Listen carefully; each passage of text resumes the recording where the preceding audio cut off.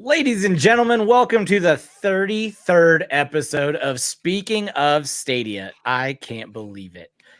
I also can't believe we went live only 2 minutes after our normal scheduled time. Impressive. Wow. I am It's very impressed. impressive. I am very impressed.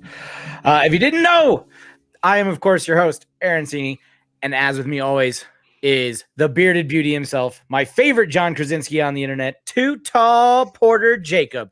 Jacob, how are you?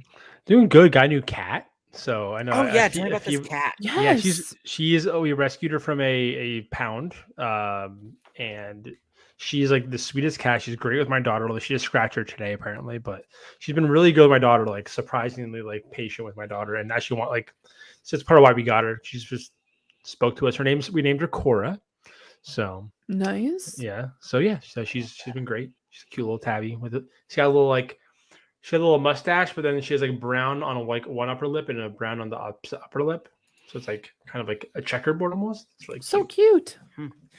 My ex-wife and my son went and got a new kitten as well. Fun. And then she told me that she thinks she accidentally got a Maine Coon. Oh, it was also an adoption. Dude, I want a Maine Coon so bad. Yeah. So I went to pick him up like and I was like, cats. hey, Ripley has gotten huge in 2 weeks. I was like, do kittens normally age like this? Like, I don't feel like they do.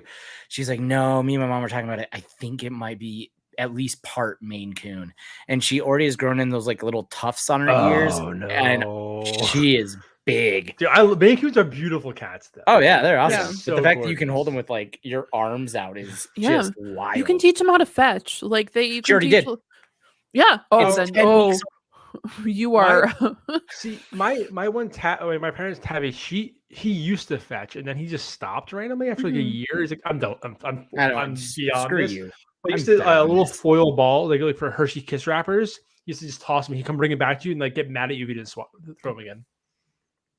Oh my God. And rounding out our trio, she puts the supernova in Nova Scotia. She's the reason Canada's as sweet as maple. Her name is Fiona. Hi, Fiona. Hello. How's it going? So good. So good. I I like that intro. That was good for her. Honestly, I really like it. I was concerned. I'm just like, is he gonna say the Nova and Nova Scotia?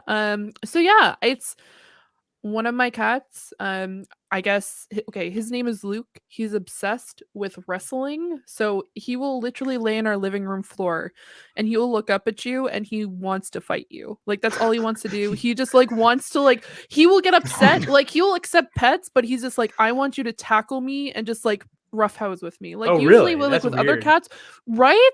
Other cats are like, I don't like this. But he's also a very large cat. So we also think he might be a little bit of a Maine Coon because he's much larger than my other cat. And he just likes to roughhouse. And so like he'll be laying, like I'll go into the kitchen and he'll just be laying on the floor looking at me like wrestle time. And I'm like, I need to get back to my desk. Like I have to work. And he's just like crying at me. And I'm like, buddy, I can't do it. And he's just like constantly, and if you start wrestling with him and you start walking away, he'll like attack your feet, but he'll only do it if you've been like roughhousing with him. And that's it.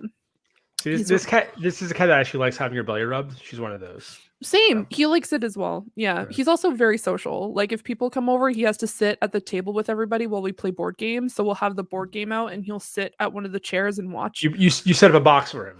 The box is set up for him. Oh yeah, he just he just sits there. Like he wants, like one of our friends brought Terraforming Mars over and he just wants to sit on top of it. And so he can watch everything and get pets. That's all he wants he wants to be. That's all I want. Exactly. Changing our first segment and you two still worked in board games. Like, where am I? Oh, for our audio listeners at home, you can obviously get us at podcast services all over, or you can check us out right here on YouTube. But if you're extra cool, then you're watching live with our friends like Victor and Joe. Hi, guys. Thanks so much for joining us. We're excited to have you.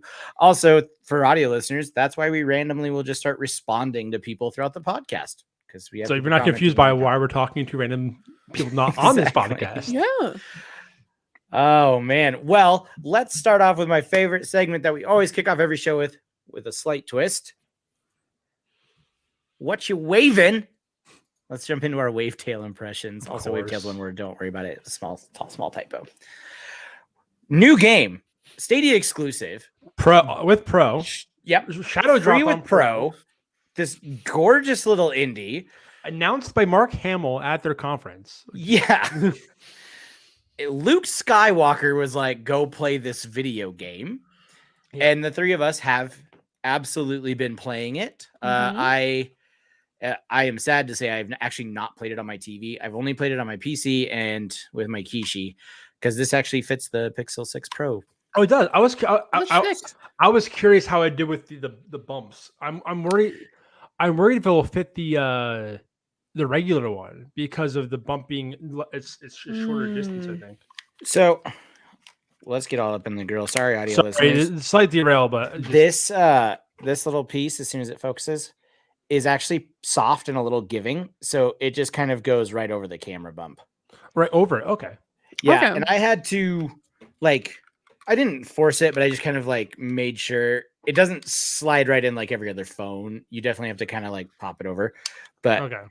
It fits, and the Samsung didn't, so that 1/4 of an inch or whatever it's off is worth it. Okay, cool. Okay, good to know. Also, Kishi is sitting on a bundle of pre-orders by just re-releasing this with an inch more of fabric. They would have a whole new market of giant phone people. Yeah, because there's so many larger phones coming and out it's now. What you mean all phones? Because all phones are giant phones now. That's true. Besides the one iPhone, but sorry, Rouser. I mean, I just didn't know. I didn't know. I can only present the facts to our audience as they see. So, anyways, we've been playing Wavetail. Mm-hmm. Fiona, let's start with you. Give me your thoughts, impressions. I think you're probably the furthest out of the three of us.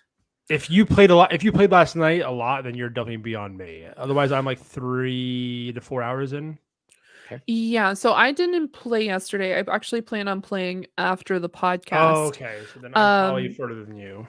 Yeah, so you're probably farther than me, but I am obsessed. I've been streaming it on Twitch and with just my controller, and it's been running fantastic. It reminds me a lot, and I kept on saying this, it reminds me a lot of a Studio Ghibli film, because a lot of it has essence of Nausicaa Valley of the Wind.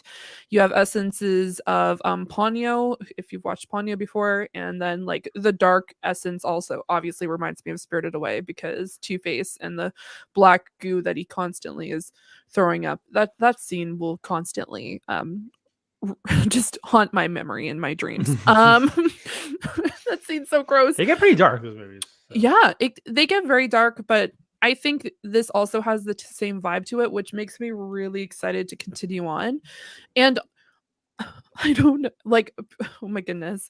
I spent so much time just surfing around before even getting onto the island to continue, because I'm wait a second.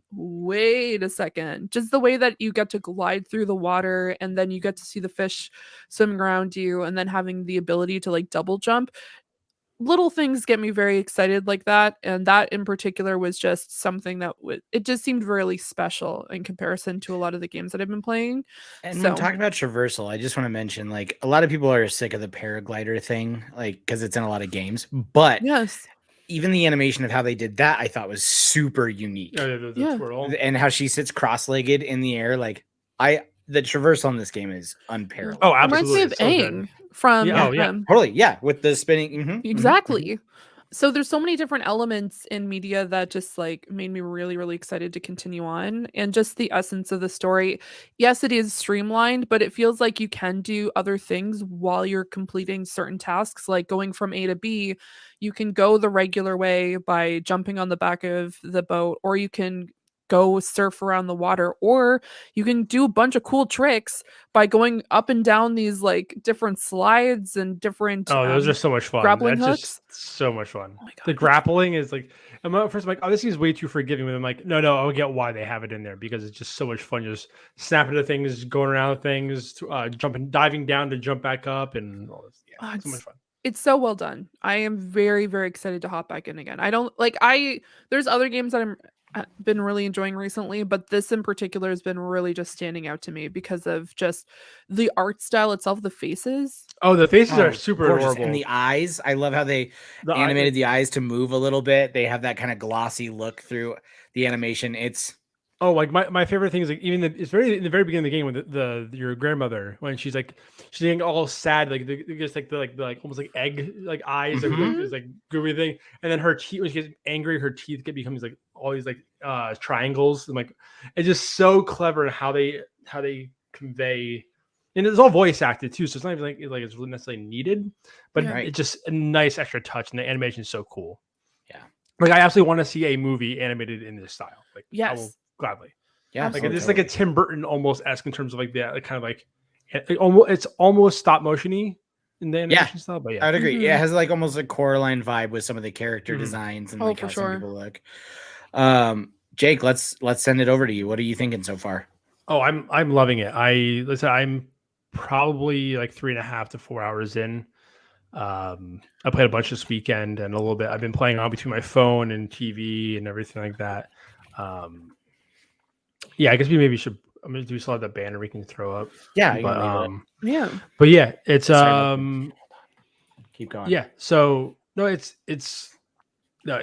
just really had a great time with the story. The story is very well written. I love the voice acting is so good. Totally throughout the entire thing, like it conveys the story really well. Even like the little notebook stuff, the art style, even in the notebook is super cute. Like across the board, really well designed. I've had a few minor issues when I first booted the game and got to like before you get to the title screen, which comes up super early. I had an issue where it decided to just skip the one scene once you go to your grandmother. I remember you saying this. And Travail had the same issue too, or a friend of the show, Travail. So I went to go get you go get sparks on the original island, and you go give it to your grandmother, and then it just woke me up on the island, that little like tiny island there. So it's like, oh, what happened? Granted, I didn't miss much as the restart, like do a new game, and it worked fine the next time. I lost maybe 5 minutes of my life. Yeah, I knew what to do after that. But that was one other thing, and then the other thing I noticed is like maybe it's fixed. I haven't really looked at it recently, but popping of stuff locally, like I'll see every so often, like the bushes will like all of a sudden it's pot kind of like they'll be there, but then like have like more detail pop in. But besides that, I really haven't had any issues with the game running it at all. So I mean, it's a bummer that you lost that 5 minutes though, because as we all know, 5 minutes is 13 hours in parent years. Yes, but it was fine. It wasn't a big deal. I was playing while she was napping actually. But yeah, otherwise a great game. I guess I wish the combat was a little more challenging, like to a degree. It's very simplistic, but I like that they started adding new enemies. It makes it a little more a little more varied. But in general, I've never felt like worried for my life yet. Like, and I'm 4 hours in, so that's fair. I am probably the least into it as the rest of us, but I fell in love with it almost instantly. I just couldn't get it till later than I thought I could get into it. Are there boss battles that I'm just unaware of? There is one kind of boss battle. It's more of like a boss sequence than a boss battle. Like you're not like combating with anything, but there's a whole like I'm not sure if you got to that point, Fee, with the like the snake kind of thing. Yes. Yeah. So yeah, I'm not gonna spoil too much. But there's not like definitive boss battles. At least no, it wasn't. No. There's no combat with an enemy that was like a boss battle. Like it was just more of a sequence of like a grand scale. Yeah. There is a lot of collection things though, like collect thread, go collect some hammers, go collect an axe. A lot of side quests. Yeah, a lot of side quests. But I definitely don't mind it. I think I was just overlooking a number of them because there's so much to look at. Yeah. And so you just get really enthralled, and then you're like, wait a second, wasn't I supposed to do like a side quest? And then you have to like run back and you're like, oh son of a gun.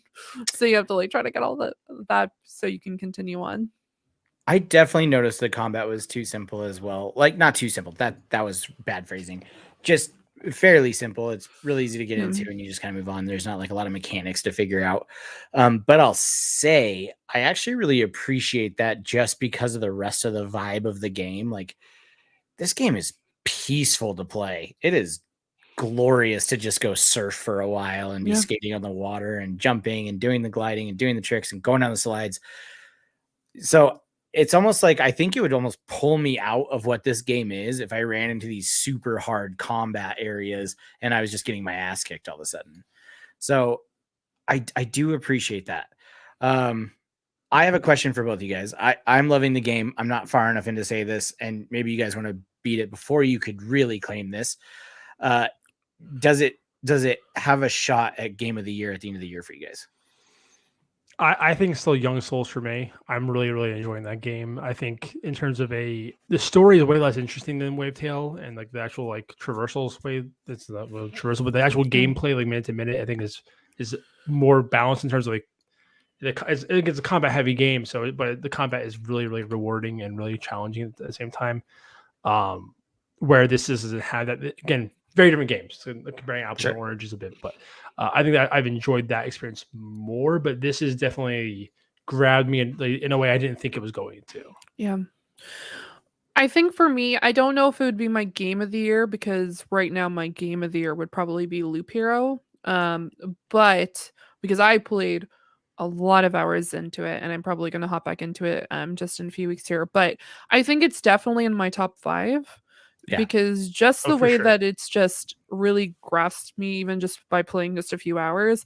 And honestly, like for me, probably because my attention span sometimes like having a shorter game is more worthwhile than having something that's hundreds of hours long. Like, yeah, AAA games are fantastic, but for me right now, I can say hands down, there are no AAA games on my top 5, even top 10 list for this year, because there's just been none that have really grasped me the way that a lot of indies have. And this one in particular, I wouldn't say it's like a AAA game by any stretch, but I also think that it has such a great story, and it has the art to go with it, and the music itself is really fantastic. Yeah, I forgot to mention, the music, the sound design is perfect. It's so good in this. Like, the little notes here and there, the music between when you're traversing between like the areas, it's off the charts. It's really, really well done. Yeah, everything about it. I would probably say it's in my top 5 for this year for sure. I mean, it's not going to sound that crazy, but I think Hitman 3 is still my game of the year. The castle level alone, the murder mystery level you have to go through was so well put together and designed. It was one of the most like mind-blowing video game levels I've experienced, and I had to tackle it 3 different ways before I could really figure it out. That game was just glorious. But I would also agree. I think it's probably a little too early for me to really commit to this, but I would say top 5 pretty easily. Yeah. When I think about some of the games that I've played this year, like Returnal's also really, really up there. Did you play Ratchet and Clank? I did, and I liked it. It is very pretty, and the mechanics are fun. Yeah. Did you? And also, the last question is: did you play Deathloop? Yep, I played Deathloop. Really enjoyed that. Oh god, the combat in that is so crispy. I love it. That's like that. If I actually played it this year, that probably would be mine because I mean, big Dishonored guy. But just everything I've heard about that game is exactly what I want. So fun. Like, I just haven't been able to play because PS5s are impossible to get, and my PC is not doing so well, and probably hardware wise wouldn't be that great of experience anyway for me. So I'll wait till I can get it on PS5. Last but not least on that list would be It Takes Two. That game shocked the hell out of me with how fun it was, and its mechanics, and every level was so uniquely designed. And the world they threw you into as you try to get back to your daughter's room as these tiny dolls was unbelievable. Until you've met a squirrel general with like an eye patch, and he's like talking about a war with the Hornets. It was so good. It was so unique and fun and adorable. And everybody should play It Takes Two. And you should absolutely play it with someone. That is a co-op experience at its core, and it will force you guys to communicate to make things happen, and it is awesome.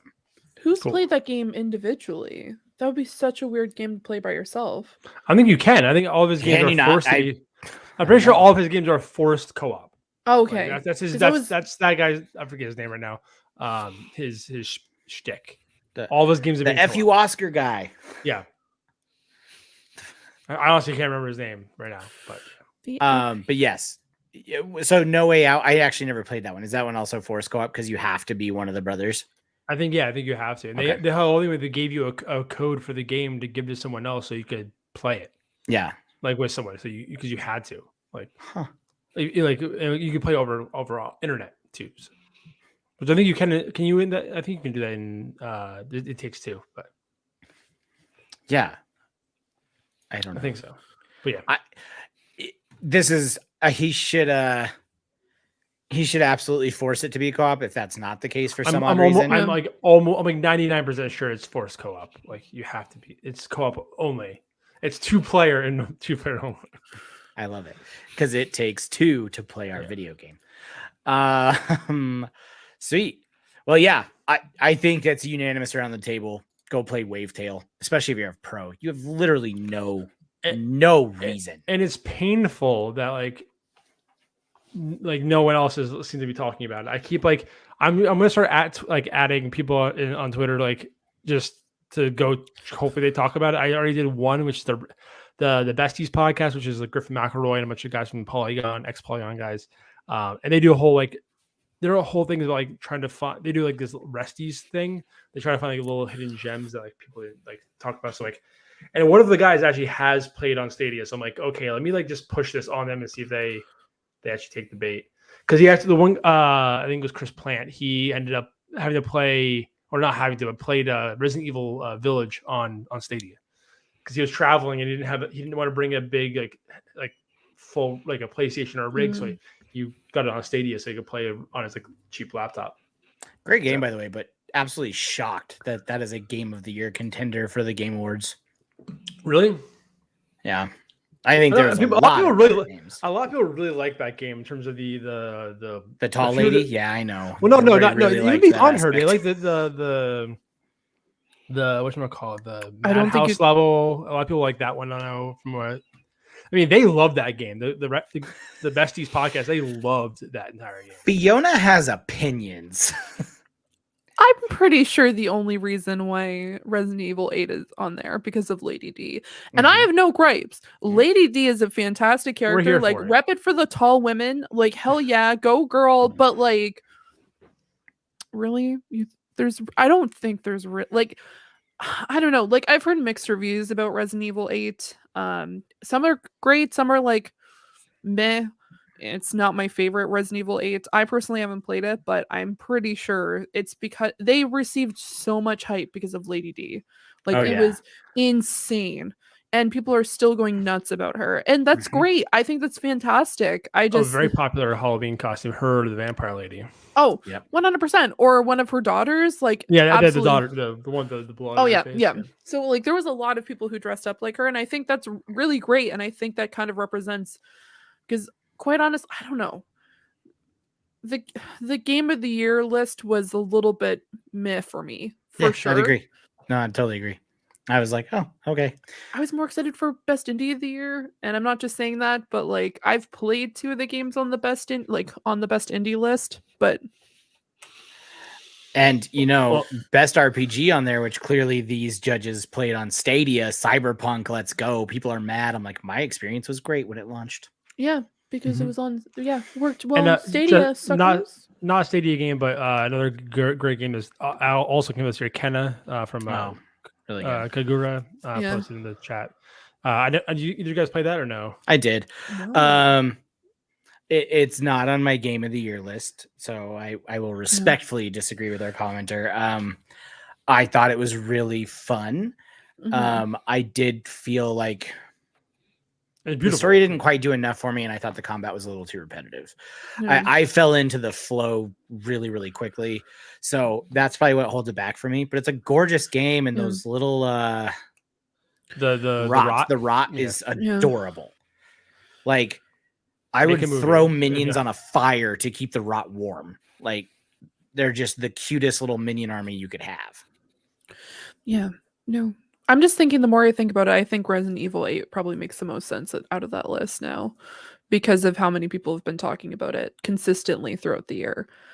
I haven't played it. I know this is crazy for me to say, but I think if it's talking about overall and just like outside of the gaming community and the inside of the gaming community, people know Lady D.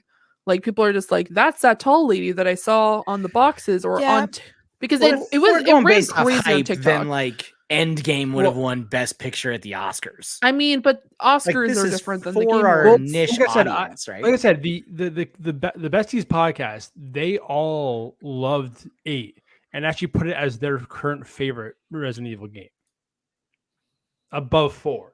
Until they said until the 4 remake comes out, then they'll be all, then they'll see if it how that holds up to 8. I don't know. People But went crazy about That really Lady tells me what D. I'll think about 8 because 4 is totally overrated. 2's the best game. Okay, never mind. I can't 2 talk to you remake anymore. or- Bye, Aaron. This was 2 nice. remake, yeah. Well, no, I mean 2 remake was like number 3. So like Oh, okay. yeah. I love Resident Evil 4. That is my favorite Resident Evil game. It's a game that it was great at the time, does not hold up. Oh, I hate playing it now. I Like, cannot going play back that and the game now. controls are terrible. That's where they argue like 8 is a better game because of that. Like Yeah. that's why that's why I edged it. But It's been overrated since launch. Moving on. Let's talk. unless you ramble for an hour. If you about didn't Resident know, Evil Wavetail is a pro game. So if you have pro, go get it for free. Please go play it. It's an excellent game. It's so much better than Resident Evil 8. But speaking of pro games, we have other pro games. Pro gamers play pro games. New pro games this month. I was in a mood when I wrote these headlines, Fee. 8. Yeah, you are. You're still in a Um, mood. Don't lie to yourself. That's true. It's only because y'all know the truth about Resident Evil 4 now, and I can't save you from it. Anyways, let's see if it's freaking out. It is freaking out. So I guess I have to remove it. I don't know why now the old stream likes to share my screen flickery the first time. Nope, still flickery. I don't know what to do about that. Well, it won't be on the screen for you guys. Games. Ooh, it might have liked what I just did. There we go. Woo! New pro games this month coming in November. Yeah, these are free if you have pro. Which if you listen to the show, I'd say you probably do. Saints Row re-elected. You are the president of the United States of America, and you must save all of us on Earth. The boss of the Saints has been elected to the presidency of the United States, but the Saints are just getting started. Did either of you guys play this? No. When it was no? I haven't played a Saints Row since Saints Row 3. I've heard good things about it, but I have not personally played it myself. Jake with a classic mute move. Goodness. I was typing, sorry, and forgot. No, I- it's a I- weekly I tradition didn't- now. It wasn't. Yeah, I know.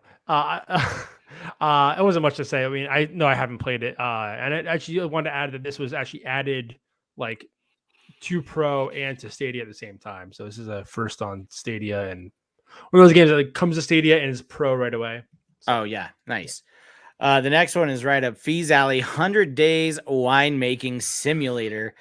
You'll have complete control of a new winery, first choice, which vines to grow, learn how to grow them, when to harvest, all that good stuff. And then the end result is you make a bottle of wine.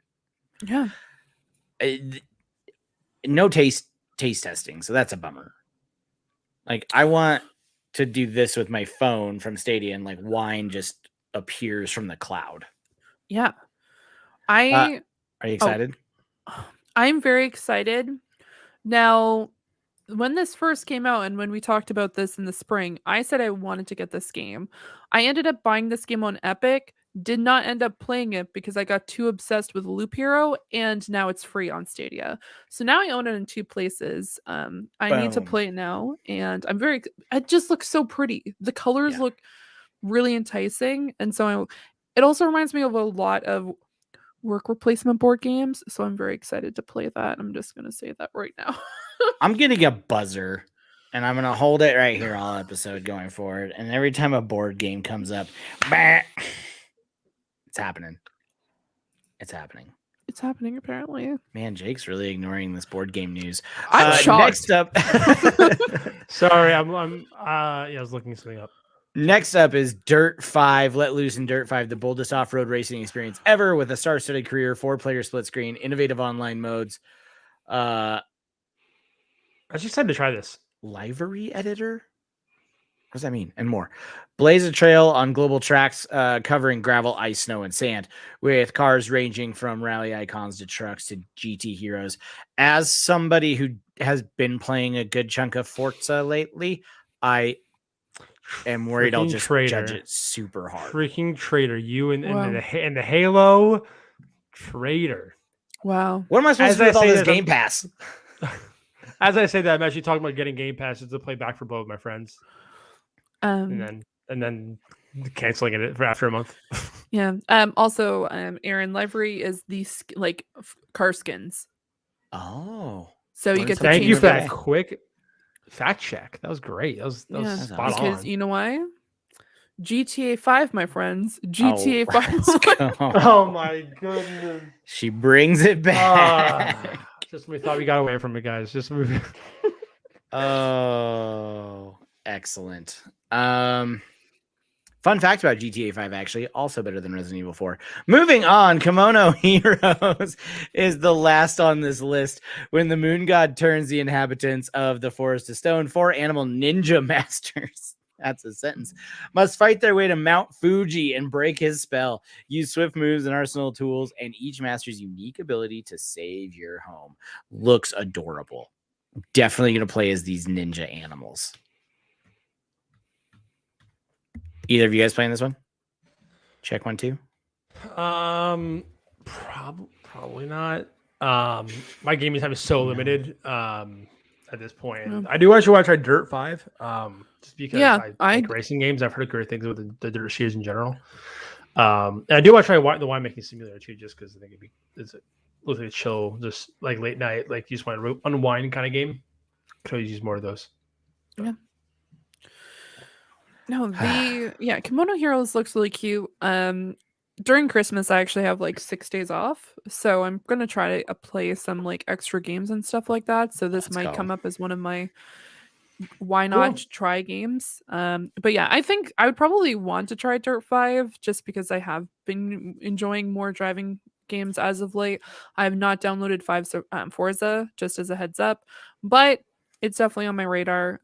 But out of all of them, I would definitely say 100 Days Winemaking Simulator definitely seems right up my alley because you get to also design wine bottles and then select the actual like mixes and like different berries and stuff that you use in your wines. So it's a lot of interesting stuff that way. So that's awesome. Yeah. I think most excited for me on that list is Saints Row. As weird as that sounds, it's just been so long since I went and screwed around in a Saints Row game. I want to see what it's all about. So, because they're ridiculous. Saints Row's games are like GTA. What's they started by cocaine. Well, they started as GTA, and then they decided like, oh, let's just amp this up to 11. Exactly. Like I remember working at GameStop when 3 came out, and having to tell like parents that were buying it for their 7-year-old child, like, hey, you can be hookers with a giant dildo, and they're like, I'm still gonna buy this game. Okay, I'm like, well, okay, like, I'm just letting you know. I mean, I did have probably 50%. Probably about 50% of the people said no, we're not gonna get this game. But there was a good handful that still said like, no, we're still that's fine. It's fine. Like, I wish when I worked at GameStop, I'd have been like, hey. There's a mandatory scene where you mission where you go into a BDSM like club. Like, okay, like, good for you guys. I would have just told people I'm doing my job. Just so you know, every time you buy this game for a child, you're on a list. Yeah, exactly. Yeah, you're on a list. Throwing that out there. I literally had like that day was a weird day. I was like, this is odd. Like the people are still buying this for the kids. But that's what's on Pro right now. What are the things we have to look forward to? Let's talk new dates with Jake. New games, I think, in general. I guess I'll do. Don't ruin the moment. You know, I was on a sorry, thing. I'm sorry. And then games. You had to come correcting. It's just new things. It's new. Okay, it's all. I'm gonna go for my inner Canadian that I probably have some French Canadian actually in me somewhere deep down. I'm not sure how true that is anymore, but let me share it. Oh, no. I Out of live all for the Fiona's head Canadians, shakes. Just out of what am I in right now? out What is of all life? the Canadians you could be, Yeah, it's well- French Canadian. Hey Jake, while you're getting that pulled up, I'm tell me what sorry. you're drinking. We didn't cover that. Yeah. Oh yeah, sorry. I'm drinking Hudson Valley's. Actually, speaking of wine, this is actually made with like wine grapes. It's had like more wine notes, but it's Curtains 7 from Hudson Valley Brewery, and I think I have it ready if it wants to. I am drinking a banana cream pie sour. That sounds awesome. Banana, vanilla, graham cracker, and then something else I forgot. See, this brewery actually did. I hope they do it again soon. They did a chocolate chip banana pancake beer. Oh heck yeah! Which That sounds amazing. like swear to God, it tasted just like chocolate chip banana pancakes. Like they actually used liquid chocolate in the beer, and all that God came bless through like America. it was one of the best beers I've ever had. It was the Bless. first beer I had from them. Like, oh my god, like it was so good. So yeah, Also, I would like everyone to know that I did not look at the can and have no idea how strong this beer is, but I'm gonna go ahead and guess a little strong.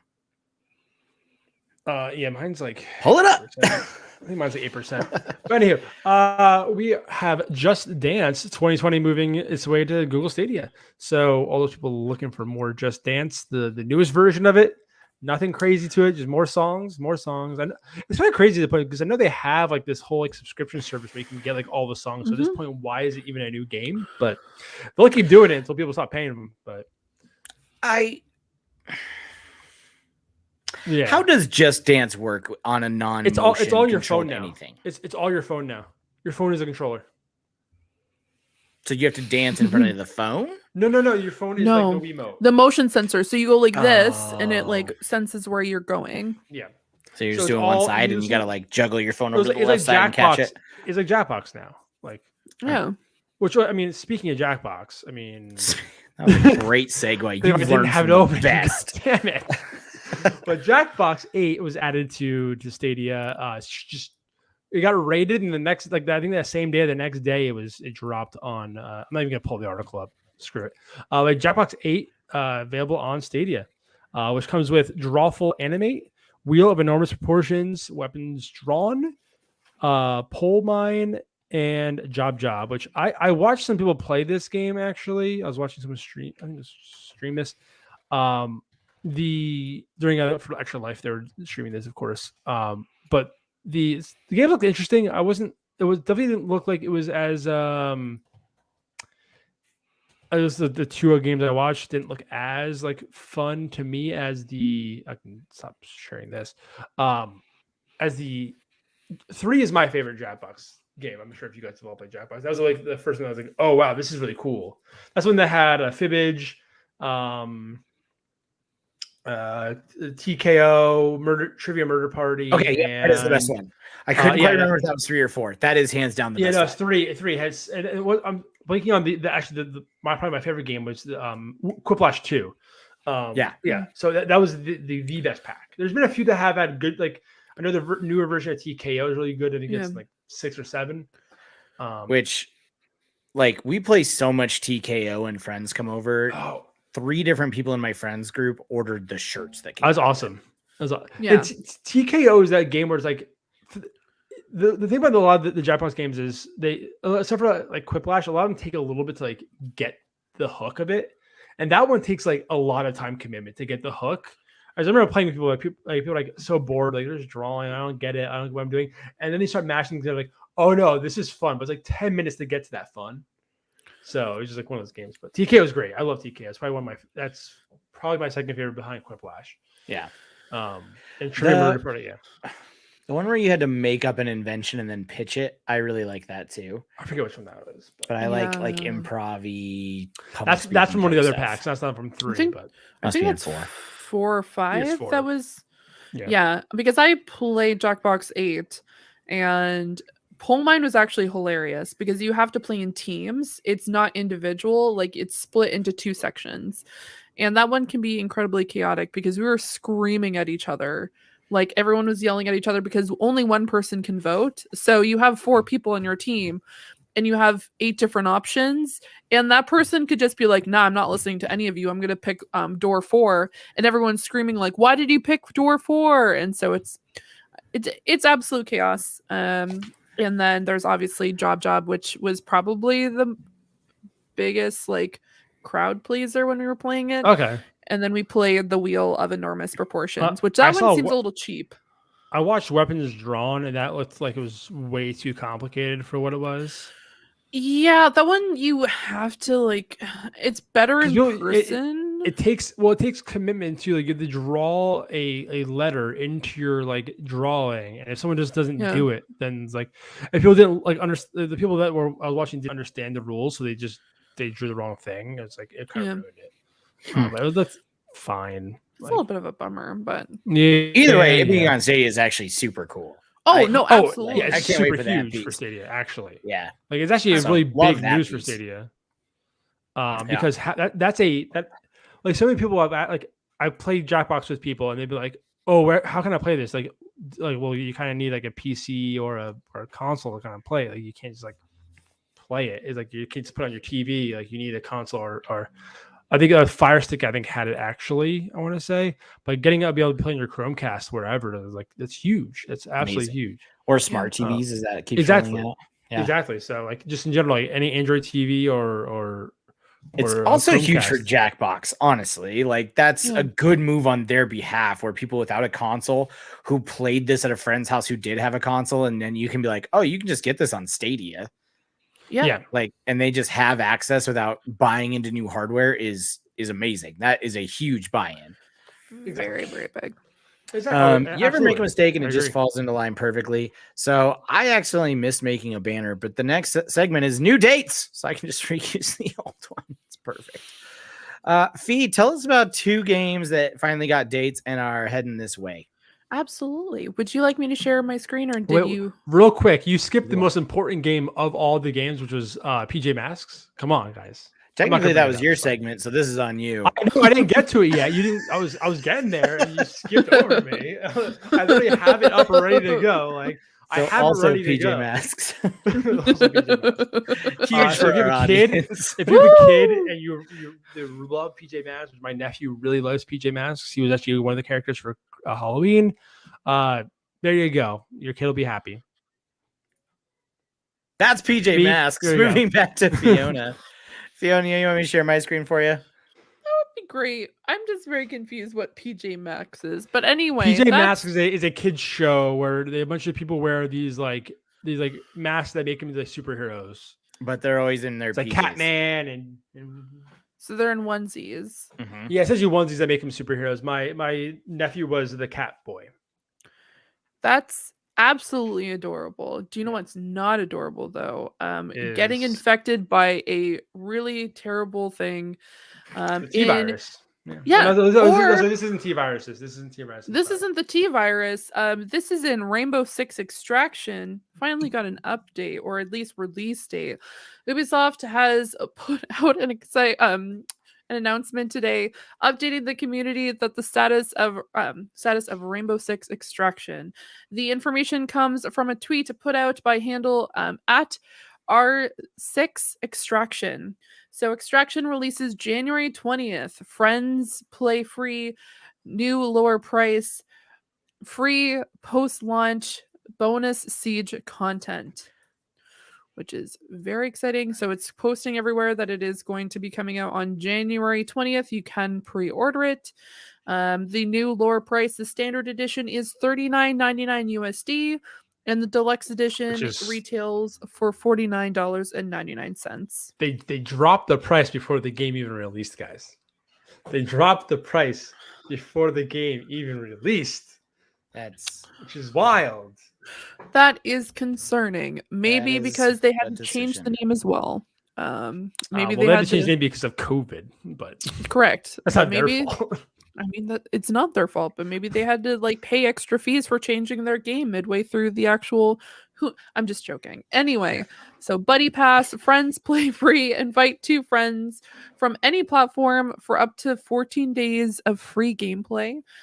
Any progress friends make on Buddy, my goodness, why does it sound like Bunny? Buddy Pass will be cross-saved once a full title is purchased, and bonus content. Every pre-order includes an orbital DK bundle, The deluxe edition includes 3 exclusive bonus packs, and then play both Rainbow Six Siege and Rainbow Six Extraction to unlock the United Front bundle. Immediately unlocks all 18 operators. Includes 4 exclusive gear. I just want to play this game where you fight infected bunnies. You know? Is that too much to ask? Okay, can we please have rabbits? I don't know. Add rabbits to this game specifically. Like my favorite thing to do with Left 4 Dead is I play with mods on Left 4 Dead on I actually played recently, and I threw the Teletubby mod on. I had Link as one of the guys. Kermit the Frog was the hunter. The tank was Hank Hill. Like this makes it so much fun. So like adding like the rabbits like coming at you is probably more horrifying than actual zombies. Like the Teletubbies are frightening. That sounds amazing. I also saw a lot of Resident Evil 2 remake mods where like, I mean, this one is actually really scary, but Pennywise chasing you instead of Mr. X or whatever. Mods are neat, but I don't play a lot of PC stuff. This next one, if we've ever covered this game on this show, I have blocked it from memory. No, I do not remember it either. I'm like, wait, this was announced? This was announced. I am so confused. Fee, take it away. Fast and the Furious, Spy Racers, Rise of Shifter suffers delay on Stadia. Outright Games have confirmed that Fast and the Furious, Spray Racers, Rise of Shifter has been delayed on Stadia. Okay, that is what. Oh my goodness. Anyway, the game will not now be in the upcoming months following game's initial release on next-gen consoles. There will be a delay for the release of the Fast and the Furious game on PlayStation 5 and Google Stadia, though the game will be released on PlayStation 4, Xbox Series X, Xbox One, Nintendo Switch, and PC on November 5th. These two dictated versions of our game will be releasing on the upcoming months following the initial launch date. This was done to ensure racers of those platforms will have the best experience at launch. We look forward to sharing the release of the PlayStation 5 and Stadia soon. Also, the first line of this article, I won't call out the author because I'm too lazy to scroll up and look. Outright Games has confirmed the Fast and Furious Spay Racers. I want a vet game for our good friend Mel, where you have to race at who can spay an animal quickly. Oh my god, no. No. No, thank you. Goodness. I don't want to play it, but vet students everywhere would just love it. Oh my goodness. My absolute apologies for like Spy Racers. But man. Shifter is a choice too with the 1 and the 3. Yeah, the 1 and the 3 is the I and the E. Like decisions were made in that boardroom. Yeah, they're just like, how do we make this weirdly difficult to read? And they're like, let's make it, you know what, make it as lead as possible. And then they're like, just make it a really long title. Like, let's just keep piling on words.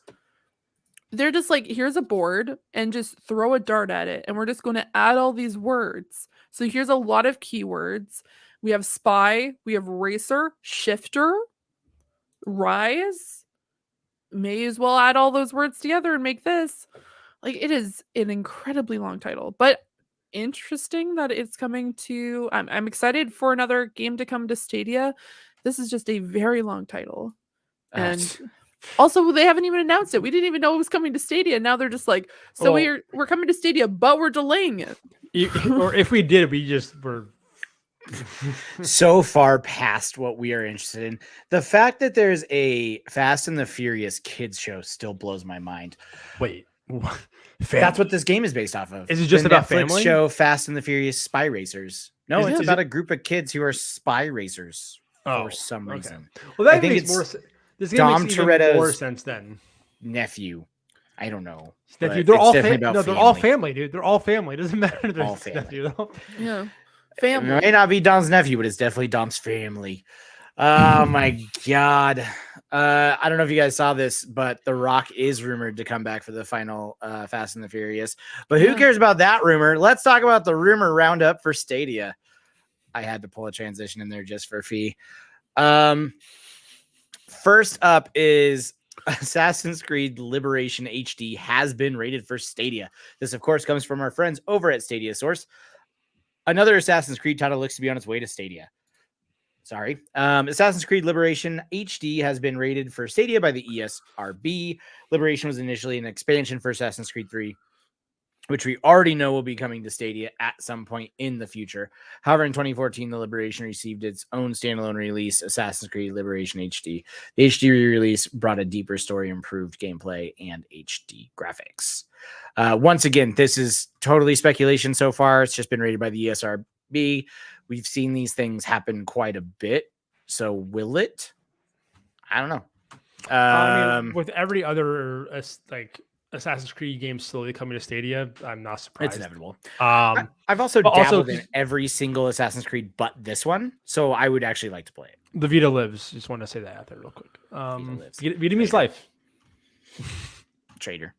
Other rumor we had today. How is that even anything? Wreckfest has been rated for Stadia as well. If you didn't know, like me, Wreckfest is a demolition derby style racing game that includes over-the-top crashes and the all-important vehicle destruction required for a game in this mold. The game offers a career mode, multiplayer racing challenge modes, and a high level of customization options. The game is developed by Bugbear and published by THQ Nordic. When it first launched back in 2018, it launched to very high praise. As always with these ratings, we should add that it does not mean the game will come to Stadia. Are y'all playing Wreckfest day one? No. Although, I mean, I'm not a burnout guy. Like either I know that's like a burnout kind of thing. Since it seems like it's like trying to grab that burnout crowd. I never played those games. Never really don't have a big affinity for them either. Before I jump into a new segment that I'm really excited about, excuse me, there's a Zorro game and it's supposed to be this year. We actually did talk about that game. My bad. I love Zorro. Yeah, it's like a cartoony kid style, like art style. But get out of here. No. That takes us to our new segment. We've actually had this segment only once before, and I didn't name it as its own segment. But it needs its own segment. Welcome to our brand new segment. Fucking finally, when Mr. Porter himself breaks down a feature that finally came to either Stadia or a game. Well, this game has been terrible. This is the second time we talked about this game specifically. I'll add to stream. It is, I know people have been talking about in the chat. Outriders, New Horizon update for detail for and crossplay arrives for Stadia. The big thing is it hasn't actually been launched for Stadia yet. Like hasn't been released. Like it still hasn't happened. And this was yesterday. At how's math work? 4 in Grant, so that's 11 o'clock Eastern. Was announced that there's updates coming to Stadia. Adding all these new changes, adding crossplay for Stadia, and still not here. So it's like it's fucking finally in when we get it in like probably another month at this rate with how they've been functioning with these updates. So a better description for this segment is anything that it makes us go, how is this not already here? Yeah, pretty much. That's pretty much what it is. Yeah. I mean, but yeah, even though it's like finally, no, it's still not finally yet. So. But yeah, fixes a lot of issues. It looks like again, the big thing was the crossplay actually, which makes it like actually up to par. Like I think it's really bringing in parity with the rest of the platforms now, because that's the only way you can do crossplay is through all parity. But yeah, so fixes a lot of issues. When we finally get it, we get it. The game is actually on a huge discount right now. I think it's like $20. Usually, I love these. I think this is probably my using Brave, so it's probably blocking those. But yeah, it blows my mind that this game is still just cannot get there. Like it just can't. It is the most neglected child of a franchise that I've seen, in the sense of like, sorry Xbox players, sorry PlayStation players, we are working on it. And Stadia, they were just like, sorry man, eventually. Yeah. So Yozu posted in the chat, the Outriders patch seems to be at Stadia, but Stadia isn't pushing it out yet. Des posted about it. I didn't follow up and see. It has it has a who's blame who kind of thing. Gotta love it. Gotta love it. It's probably just didn't pass a cert or something. That's my best guess. That's probably why they're holding it. But because I know with that whole dev day or dev weekend they did in for Google services, they had a whole thing about the certification process for Stadia and whatnot. So my guess is probably just stuck in cert hell. But we'll see. I mean, hopefully it launches and it brings those people that paid money for it on Stadia. I know they were giving out refunds like all over the place for that game. But I know the people were talking about, at least in the GSN network, we're talking about buying the game while it's on. Ron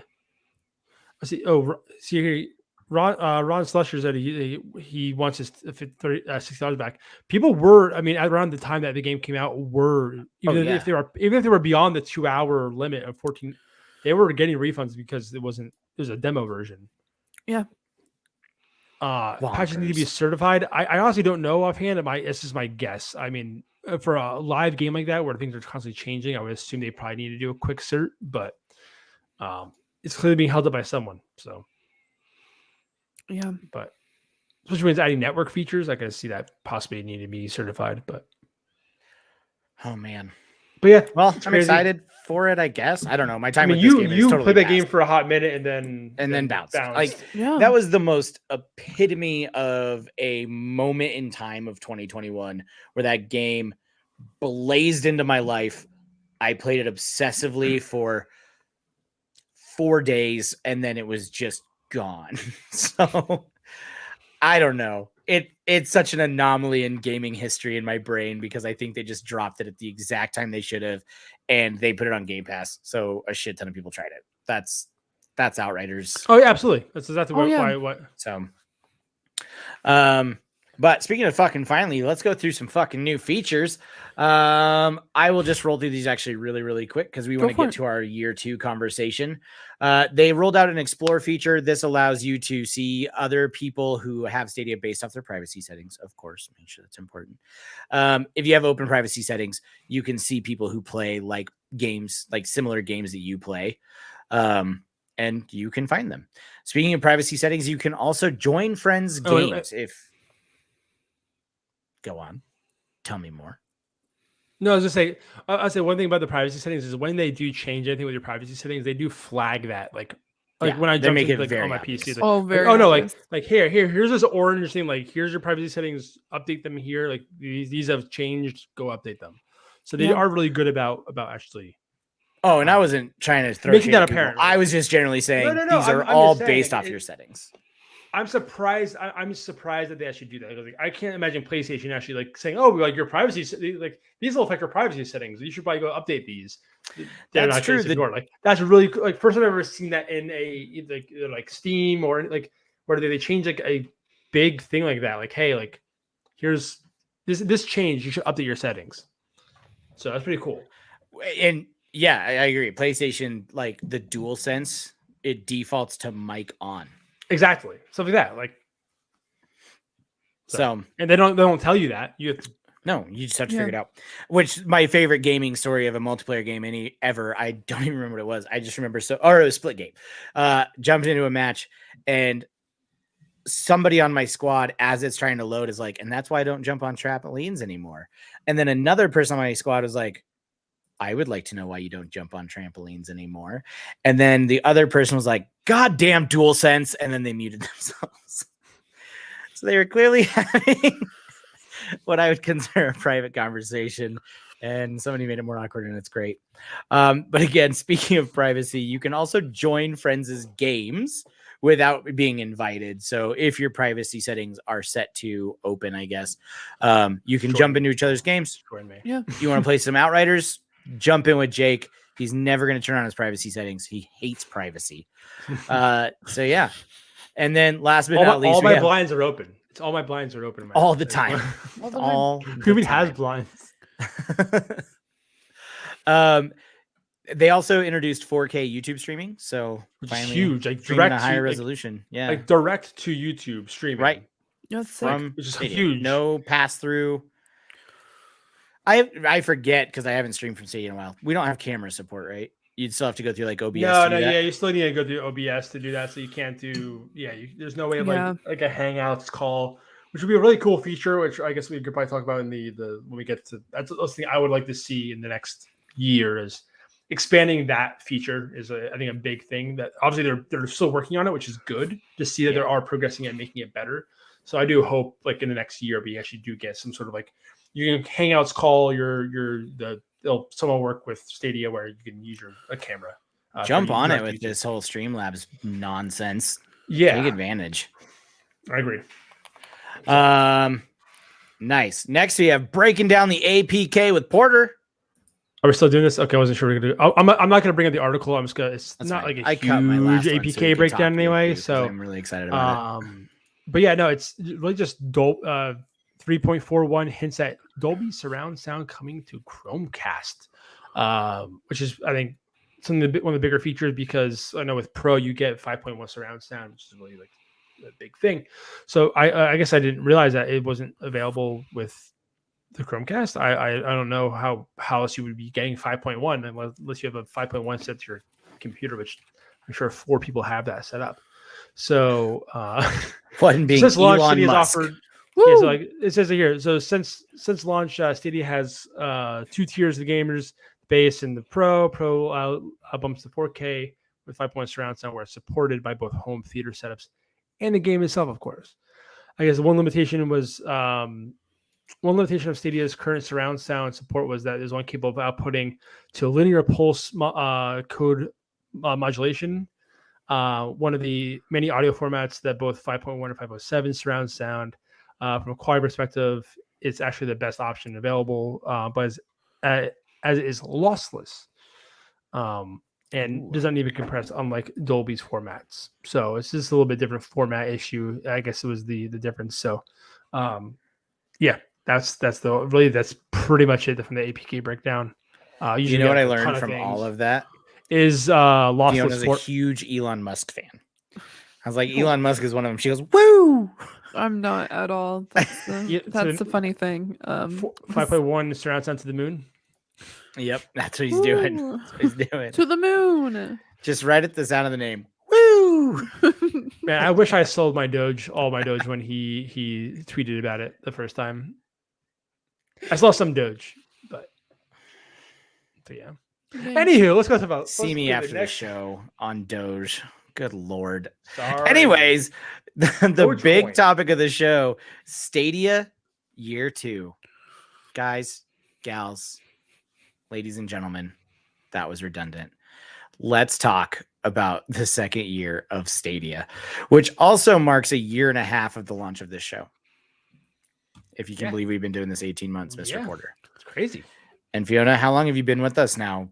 It's probably been since the beginning of this year, like probably January. Because I was You were on for you were on for the year 1 anniversary stuff, right? Yes, I was. Yeah, I think that's first had cheers to that, even though Fiona doesn't have a drink. Boop.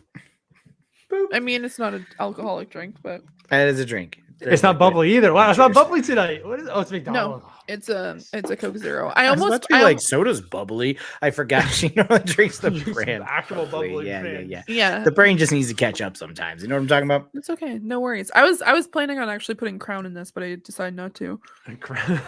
Should have. Oh, should have done it. Way more interesting. Wow. Okay, next episode. I'm not saying you're not awesome. It's just like me Aaron and I are getting loosey goosey over here. We need to get this fully relaxed. I love the concept that Porter accidentally said way more interesting if you drink. Sorry, just a way more. The show would be just way more off the rails. I guess it's listen. Believe me, yes. I've talked with Fiona where she is now and Crown, and he's right. Just more interesting. I mean, yeah, I am kind of crazy. That's talking about your past lives. You get onto more soapboxes. I don't know. I'm just making shit up now. Why not? Because we really threw that off the rail. Let's talk the big topic of the show, Stadia year 2. I will ask you guys questions. We will go around and answer them. The chat is being very active, and I'm here for it. Just me FYI. too. They are on fire. Like I told you guys, I was in a mood, and they are also just so here. just want to shout at you guys. You guys are doing a great job. Chat, you guys are awesome. Even if we're not commenting or like bringing you guys up, we're watching and enjoying your comments. So also for this segment, throw your comments in for your answer, and we'll grab one or two of them, and we'll yeah. I mean, you guys have probably already answered most of them already as it is, but you guys have been doing a really good job. So okay, this first one I just put in there, so you didn't. I was gonna say I didn't. Wait, do you have any more? Favorite moment of this show in 18 months. I have one. Okay, you go while we think then. I know it's going to be it too. Oh yeah, because I'm going to steal it from both of you guys. It's when the announcement came about the free Pro Edition for the 100th time, and we went on for 15 minutes about the things you can do to get a free Pro Edition. I genuinely cried on this show. Yeah, absolutely. And now I can't see them announce a free Pro Edition without just doubling over laughing. So while it might not have been the biggest moment of Stadia, it is absolutely by and far my favorite. It wasn't the free Pro Edition; it was a free like controller. Like here you go. Yeah, and the Premier Edition. It's like Premier Edition. You want to? Oh, you exist? You open up your Gmail account? Why not a new controller? It's like you made it to work on time. Have a Premier Edition. You're late for work. We feel really bad about that. You want a controller? Like you got fired from your job. Free Premier Edition. Oh my god. Somebody guy is walking down the street. He sneezes, and there was a rep like, "Bless you," and have a free Premier Edition. Oh, it's too good. Moving on to Mr. Porter. Do you have a favorite moment of the show? And if not, I can move on to Fiona and put her on the spot. Mine has to be, I forget what the context was, but like eventually you just screenshotted as Fiona's like face, like just her detest for all your jokes. The face that she gives every single time you make a terrible dad joke. I tweeted that one. It's still my favorite moment because it happens every episode. So. Yeah. I try so hard not to make faces at things. Like I know. No, keep doing it. It's perfect. Oh, it's amazing. Oh no, I agree. But I'm like, because oh my goodness, I like for some context, my day job, I've been teaching a training class. I'm like, oh my god, if I had my camera on right now, because my camera hasn't been other things. Anyway, so my camera hasn't been working. I'm like, if they saw my face right now when I read a specific thing, they would just think that I'm so like frustrated or like disgusted or something because I'm just like, really? But I'm like, oh yeah, like everything is fine. And I'm like, what? Why is this happening? So I'm like, I'm an open book when it comes to my face sometimes. You wear it on your sleeve and your face and your hands and yeah, when she's wearing it too much on her face, then she tries to hide it and then just wears it on her hands. Yeah. I'm just like, that was a good one. That was tweetable. Right up there with, I don't remember what trailer we made, but the gif of the yes. That gif still lives in infamy. I forget what that was a reaction to. It was some horror game with like rats crawling out of people or something. Yeah, that one yeah. I forget what game that was, but it was like I was gonna say that was probably my favorite moment, was just seeing, because I'm like, I don't know if you want to see this, and Aaron's like, let's put the trailer on. I'm just like, oh no. And then you just see his face go from normal to be like, oh, mistakes were made. It haunts my dreams. The world needed to see it though. Because I even told him, I'm like, I was pretty disgusted by it because I'm not a huge fan of body horror. And you're like, no, we're going to do it. We're going to do it for the show. Like, Fiona, here's a good comment here. But can you make a wave tail face? So the facial animations in that game are so good in general, even beyond like the weird the eyes and the mouth and stuff like that. I'm terrible. I just tried to make my eyes really big when you asked. This was my attempt. The faces Sig makes are fantastic in that game in general. So, all right, yeah. Let's see it. Your best wave tail face. Oh my gosh, if I could like move my eyes the way that they do, like the like woo. That's descriptive voice. Just so wavy Wavetail 2 will be voiced exclusively by Fiona. Stay tuned. Oh my Just like god. the descriptive like text. It's just like there's all the time she always makes faces like Oh yeah. her eyes are like always so big. And she's always they're just massive. Yeah, they're like that's what the grandma's little dot eyes, which make a cute little like. Yeah, if I can make my teeth randomly sharp like the grandma shark's teeth, yeah, I would do that too. Just like really sad puppy dog eyes because she's always really sad sometimes. Amazing. This next one, I think we need to throw a disclaimer in there. I almost want to break this into two categories unless your guys' answer is the same, and that's fine. Favorite Stadia game so far. Do we want to go Stadia exclusive or was on Stadia and that's where you played it? Are you saying like was a Stadia exclusive and is no longer as well? Or I guess that because there's a lot that were Stadia exclusive that aren't anymore. I wonder if we want it like a Stadia exclusive category and then any game you've played on Stadia that you've been I guess like your favorite experience. Do both. Okay, let's start with Stadia exclusive. Jake? Mine is probably. I mean, it's still currently a Stadia exclusive. It's timed exclusive, but Young Souls I think is fantastic. I'm seriously loving that game. It was I was like on the fence about getting it. It's like $25, and I finally bought it, and I'm like loving that game. Yeah. It's one of the like best beat 'em up games in terms of like it actually is challenging and it's really fun. Really cool like dungeon crawl. The art style again, like similar like the Wavetail. The art style is awesome in that game. I think it's like I really wish the sad thing is when the game is released on other consoles, people are gonna love it and they're not gonna talk about it being on Stadia, and which is sad. But that game is just the art style is so freaking good. It's such a cool style to it. The combat is really fun. The story is fine. I think it's going to get better as it goes, but the story it's okay. But yeah, that game is great. Wavetail is up there too. Like Wavetail, it's that then Wavetail for me, honestly. Yeah, I think if we were having this conversation next year, like, and I've beat Wavetail, that is an experience that'll hold on. Yeah, absolutely. I've heard people they say they cried at the end of this Wavetail. So that's not ready for that. Get ready. I mean, your mom is missing. What do you think? Like, you think you're not going to cry? Like, come on. Yeah. You're definitely gonna cry. Yeah. Fiona, favorite Stadia exclusive. Even though I haven't finished it, I'd probably have to say Wavetail. Just because I've been thinking about that game since I've played it. Like I've been off stream, I've also been playing Inscription, and I love that game. Inscription, like so many good things. So amazing. Would highly recommend it, but I was just like, man, I really want to continue playing Wavetail because just like I'm always like a huge fan, and this might be really silly, like water-based video games like Abzu. One of my favorite Zelda game is Wind Waker, and so having this game just add that particular like genre. I know it's a weird thing, but I live in literally a peninsula. Like where I'm currently living right now, we're surrounded by 97% water.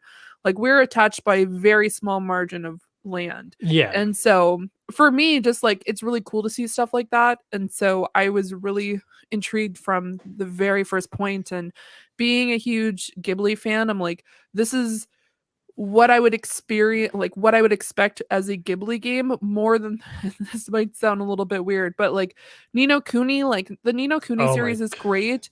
Like absolutely phenomenal, but at the same time this has almost the same feeling as some of the Ghibli movies in comparison to its own entity, which is the Ni no Kuni series, which is literally animated by and the orchestral and the orchestra is all done by this by Joe.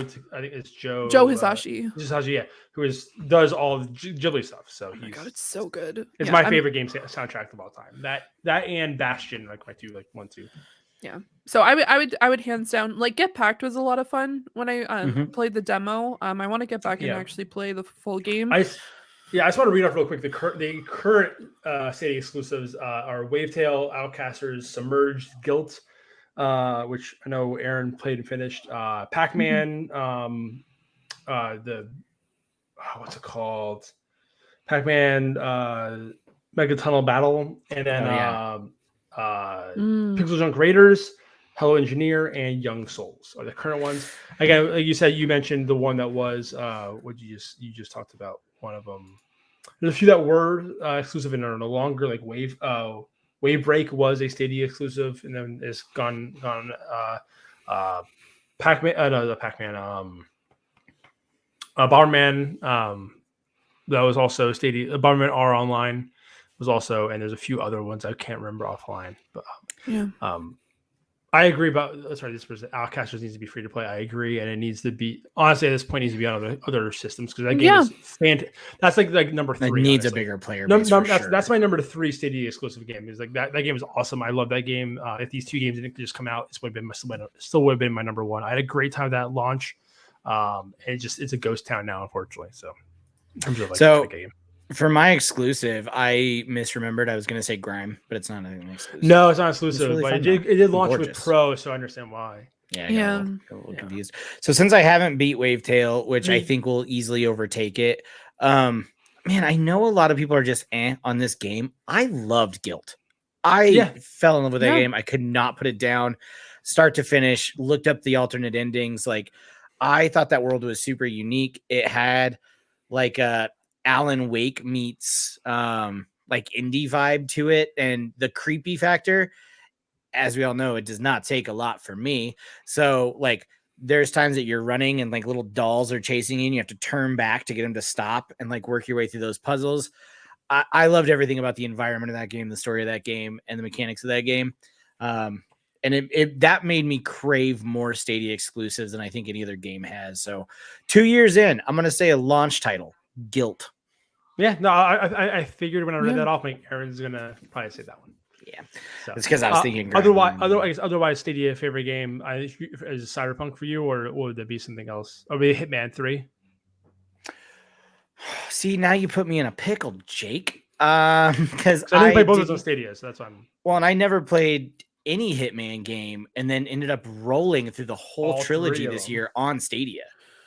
Yeah, and it was so good and so flawless. I played the previous iterations of Hitman, just so you know. I just didn't play anything of this newest trilogy. That reboot. Yeah. Oh, Jakey, why would you do this to me? And you're absolutely right about my top 2. For the content. Cyberpunk was an incredible experience.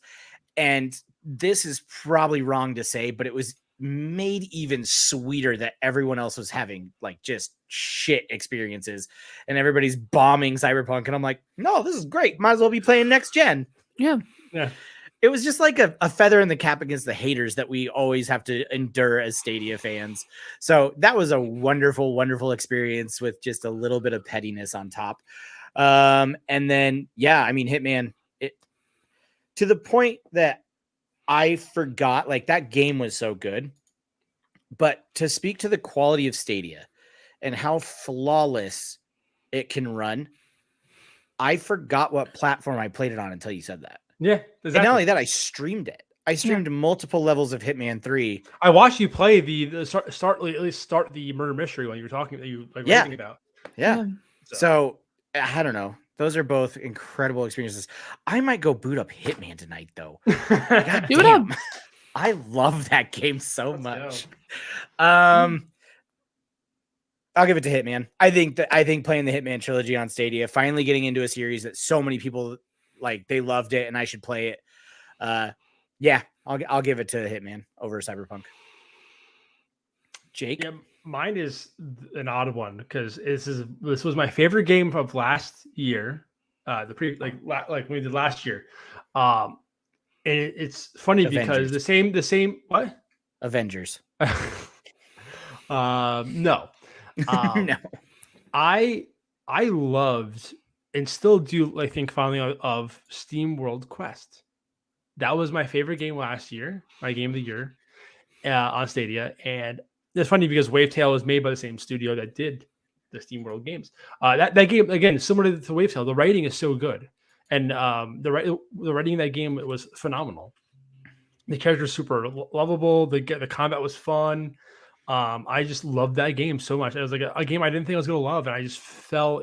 I don't have so much time to play games, and like that game I set aside time to like really like push through and beat because I was having so much fun with that game. That was like early on when I was having, like, my daughter was really young. I didn't have a ton of free time, so yeah, I love Steam World Quest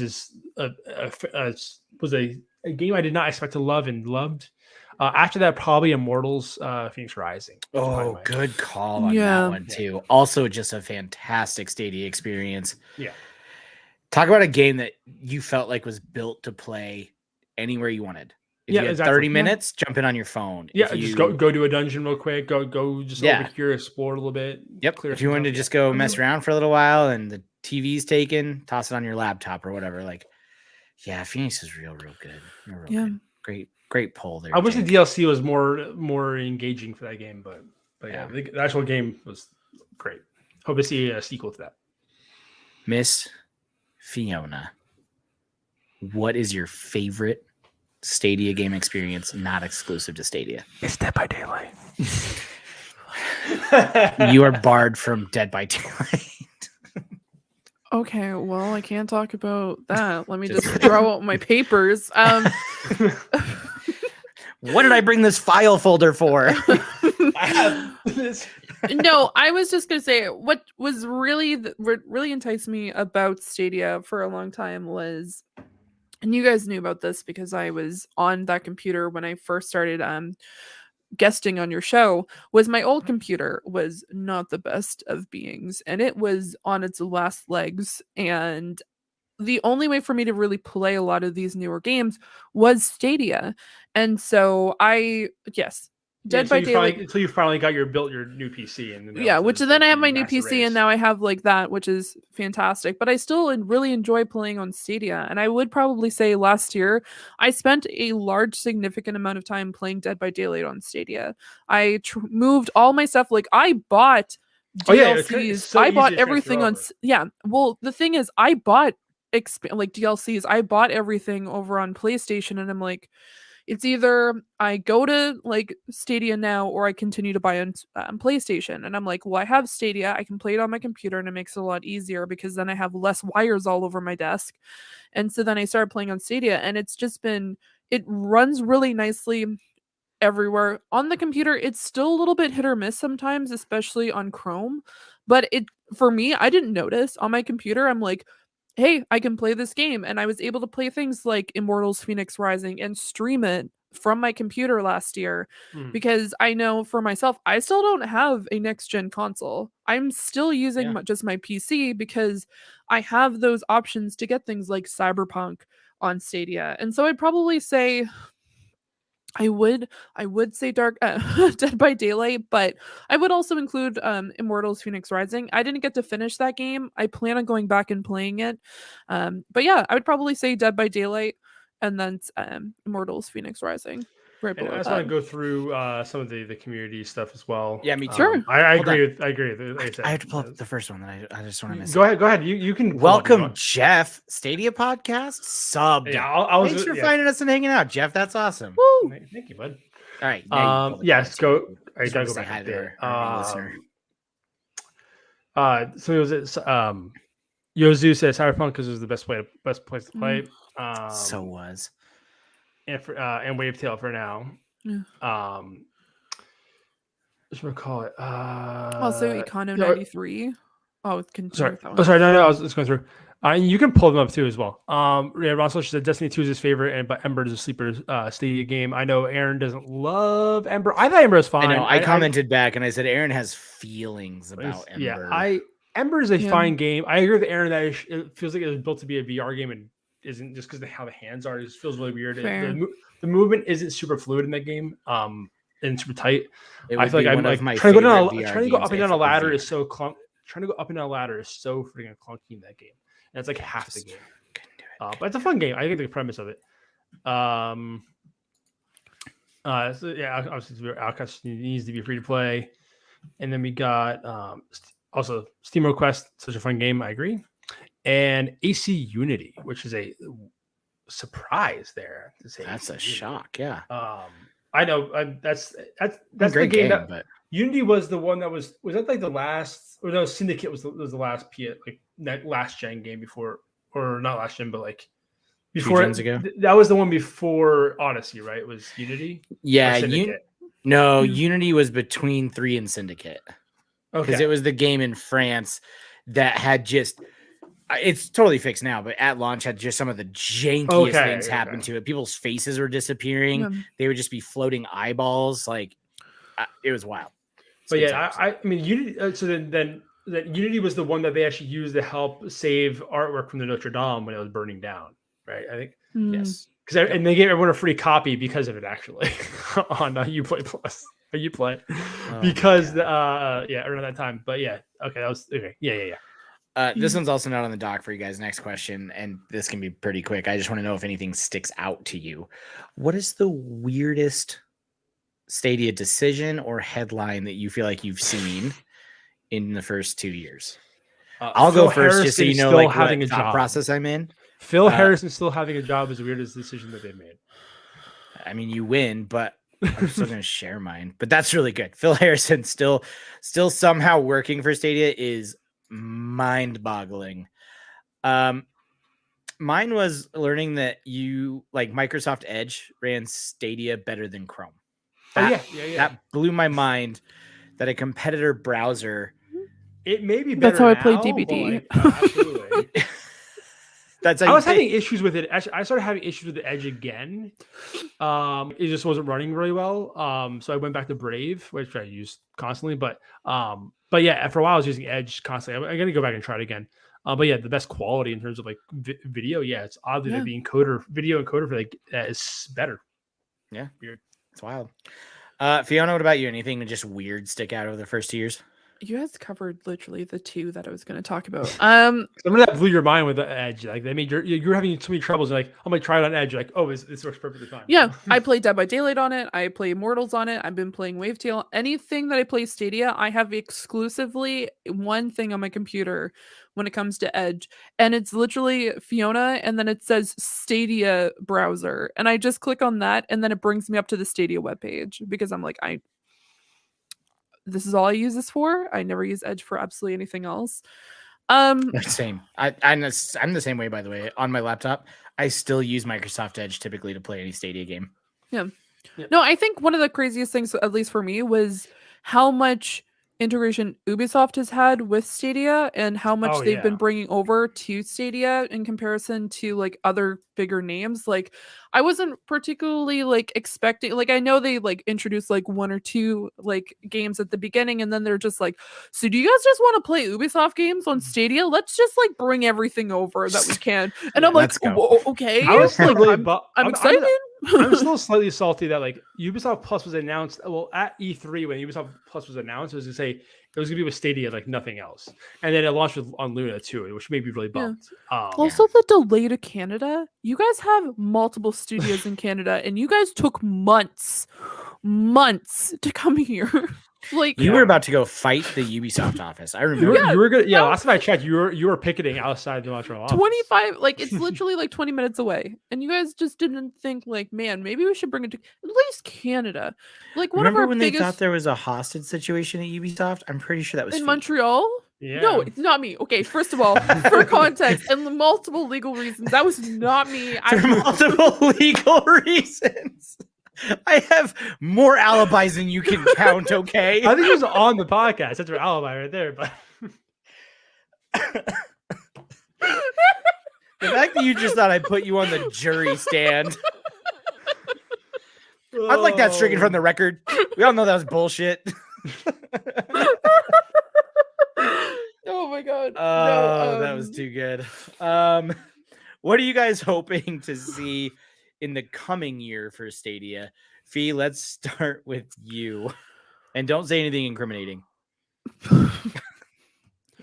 I would honestly like to see a lot more of at least like some of the indie games that were announced for best indie this year. So seeing things like Loop Hero come over and Inscription, also a great series that could come over as well as Darkest Dungeon. And I'm realizing that a lot of the games that I'm talking about are eerie and dark, but I think that's lot of those it's my vibe. It's my vibe. And I think those types of like I would like to see a lot more of that, because this year was indies have been killing it this year, and I know that there are like bigger games in there, and they do have a lot of like smaller game, or like at least like when it comes to indies coming to Stadia, but I would like to see a lot more coming in, because right now it kind of feels like either a large AAA game, a kids game, or like maybe one or two indie games. So I would like to see a lot more of them come over because I think it's, especially with them welcoming a lot more creators coming over and a lot more game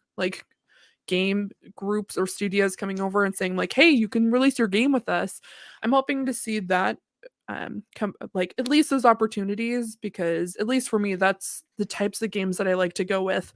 And I know when I was even looking at my games list, or like the games that I've been really excited about, they're like relatively smaller games. Like I really enjoyed Epistory and I liked a lot of these smaller games. So hopefully we see a lot more of that, because I think that's right now, at least gaming wise, has been something that's really been exciting me a lot more than a lot of the bigger, like, oh, AAA game. Like, I'm happy for people who are excited for like Halo and stuff like that, but I'm excited for smaller things. Yeah. That's just me. It. Yeah. Jakey. I think we need to get more AAA games in general. I think they need to get at least one of the big free to play games.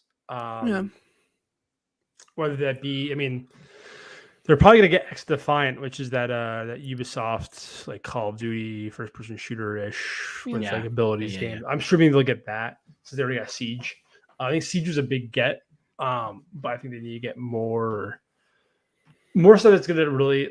Obviously indies are great and they're just killing it, but like as you can see with Young Souls and Wavetail, no one's talking about it. Unfortunately, they're getting these big games even exclusively, and people still like 6. Like 6-1 Indie, the guys from there, like they're loving it.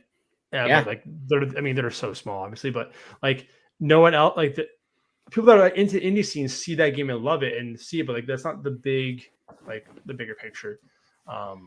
They definitely need to get something bigger. That even Cyberpunk moved the needle a little bit, but like that's the biggest game of that year. Like the culmination, everyone's like waiting for the game. That moved the needle a tiny bit, but not clearly enough. So there's more stuff day and date and more stuff. Nothing really specific to me. I guess there's not many. Obviously, they're losing Bethesda now because Microsoft has Bethesda. So that was one of the bigger studios they still had in hand. So getting whatever the next one up is, even they get a bunch of Devolver stuff, I think it'd be really good. They got a lot of Devolver games. Those games are like indie games that have that niche. They're good, digestible games on the go, typically. Inscription and Loop Hero. Exactly. I agree. Yeah, I agree. Yeah, no, they do a lot of really good, quick hitting kind of games. So and I forgot that Inscription was Devolver actually. But no, I think getting Devolver on board, I think would be a big win for the like I said, the indie crowd. They're not going to go AAA, but getting games like EA games, day and date, and beyond just the sports games now. Would be a lot bigger. All right, I'm gonna let you guys decide. I have one opinion of what I want to see in the next year that's gonna be very popular, and I have one opinion that I'd like to see over the next year that's gonna be very, very unpopular. Which one do you want to hear first? Unpopular. I also want to talk about after you talk about games. Sorry. I thought we were talking about games. I want to talk about features as well, but go. Oh, fair. Yeah, we'll circle back to you on features. This was just anything that I want to see and see over the next year. Sorry, I should have made that a little bit more clear. You said unpopular fee? Yes. Over the next year, I want to see them white label their service a hell of a lot more than just the AT&T partnership. And I want to see them take the funds of white labeling their service and making sure that they put their label on it, powered by Stadia, I think would be huge for them. Mm-hmm. And 2, taking the funds from any of those white label projects and putting it back into this version of the service. So being able to go after those games that you're talking about, being able to maybe expedite Gen 2 Blades a little bit or put some more resources behind that.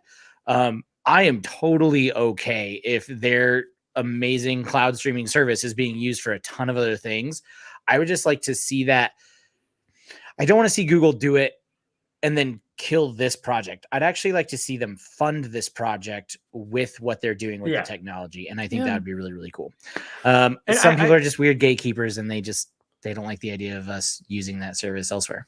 Yeah, I don't see them saying powered by Stadia, unfortunately. They're going to say powered by Google Cloud Gaming because that's another division of that's where Jack Buser, who was previously of PlayStation, doing PlayStation Now and PlayStation Home.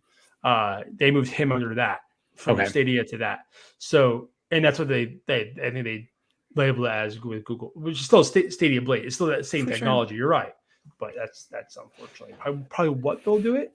But I agree. I think they will funnel it back into Stadia. I think that's the. Ooh, I don't have faith that they'll do that. I just want them to. I think with their focus on family games like Jackbox and all these other family games, like I think they actually do have some investment in terms of getting this in front of families and kids, especially with like getting more support on Chrome, the new Chromecast, and building out those features and whatnot.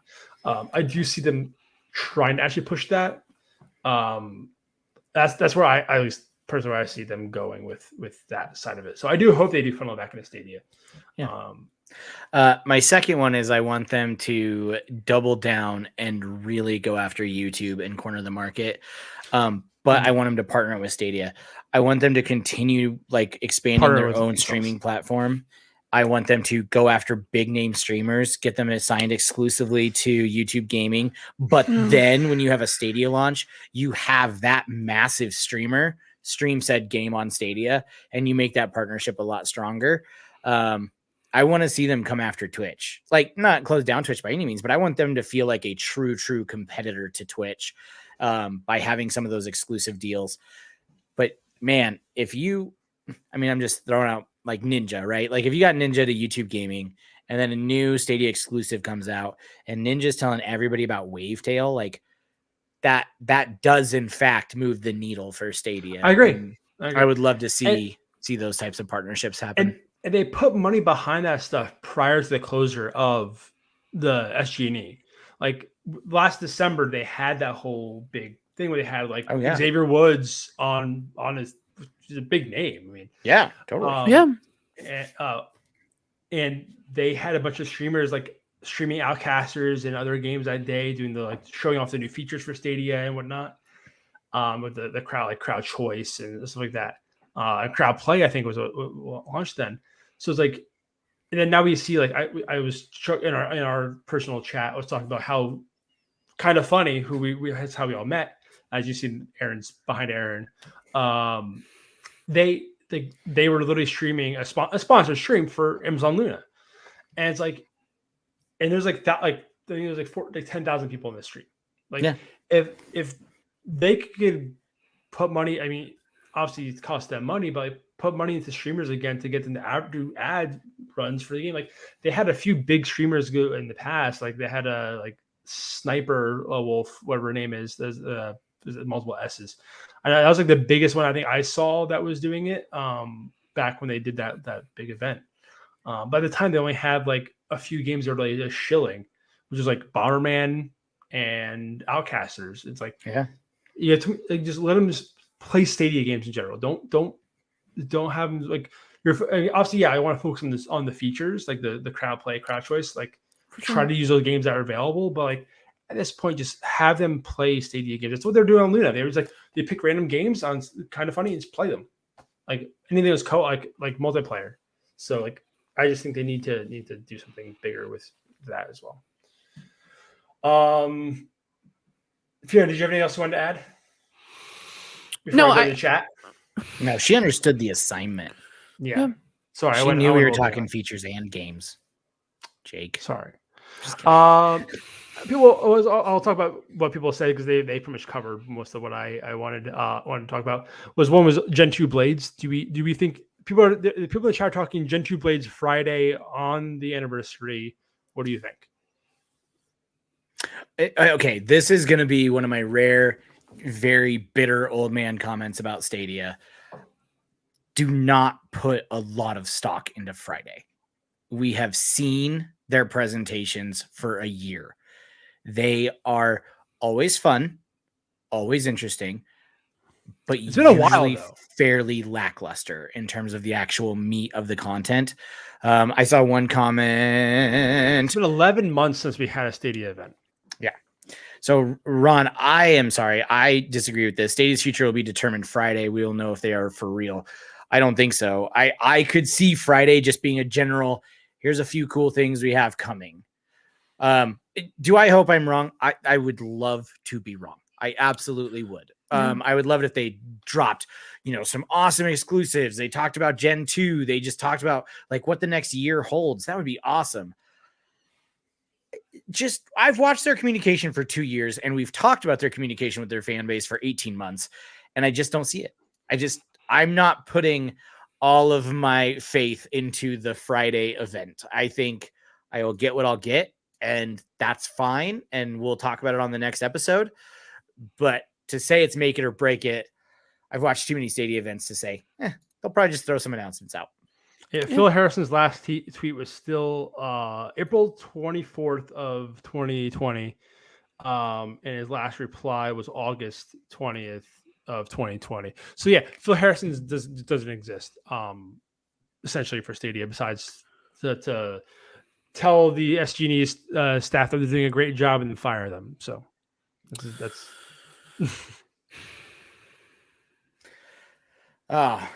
any other features you want to see in the next year, Jake, before I move on to the next question? I mean, obviously I there's been so much smoke about Gen 2, and especially a lot of the guys in the chat, I'll call it, I'm not going to call any specific person because they've all been talking about it, is how GeForce now pushing out 3080 graphics cards, and I'll see actually right here,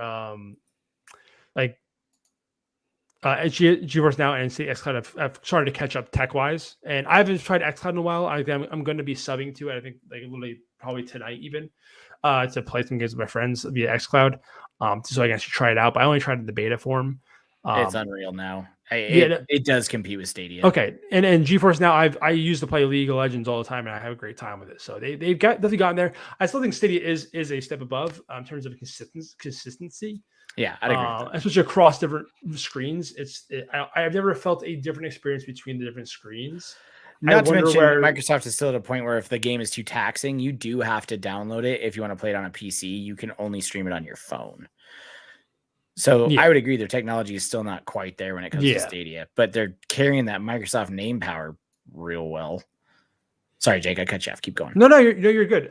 So yeah, I really do hope that we do get Gen 2 blades. I think it's in the realm of possibilities. Do I expect it? No. Do I hope for it? Yes. I do. So I wanted to pull this up. So there were people talk. One of the guys in the chat, I forget who. I think it was Yozu.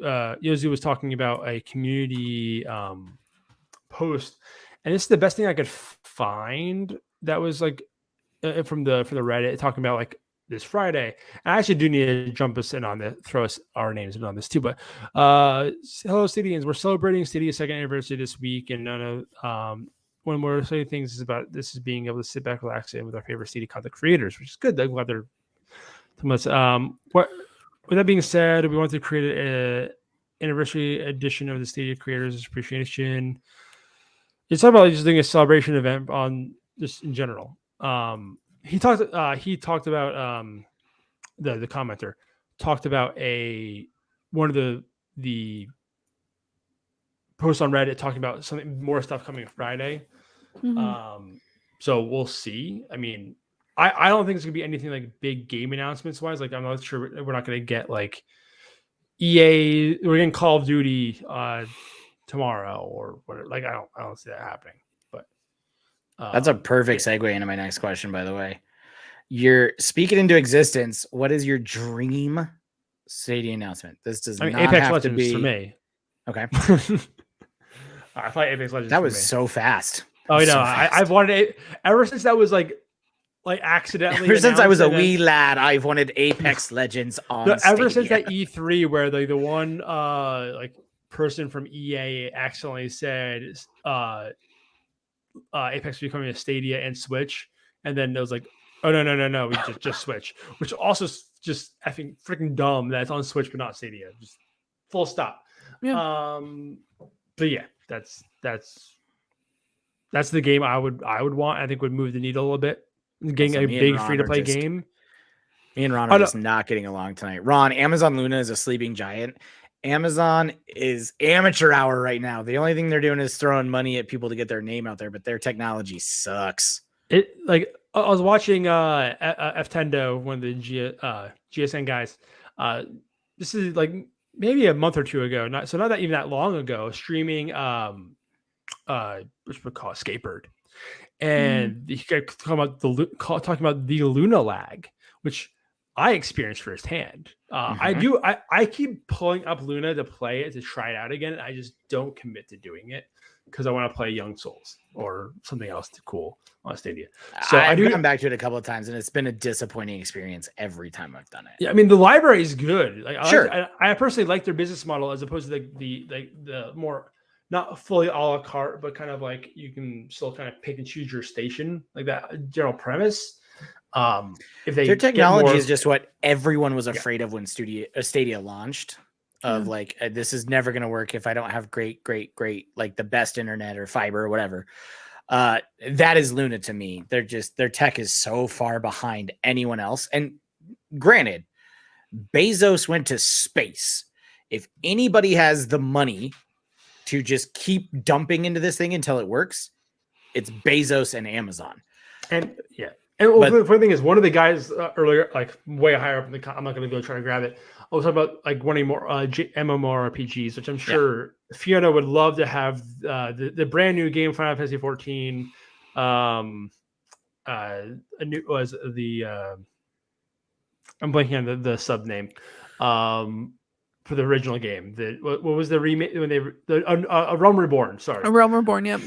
Would love to have that game on Stadia. She would go absolutely crazy for it.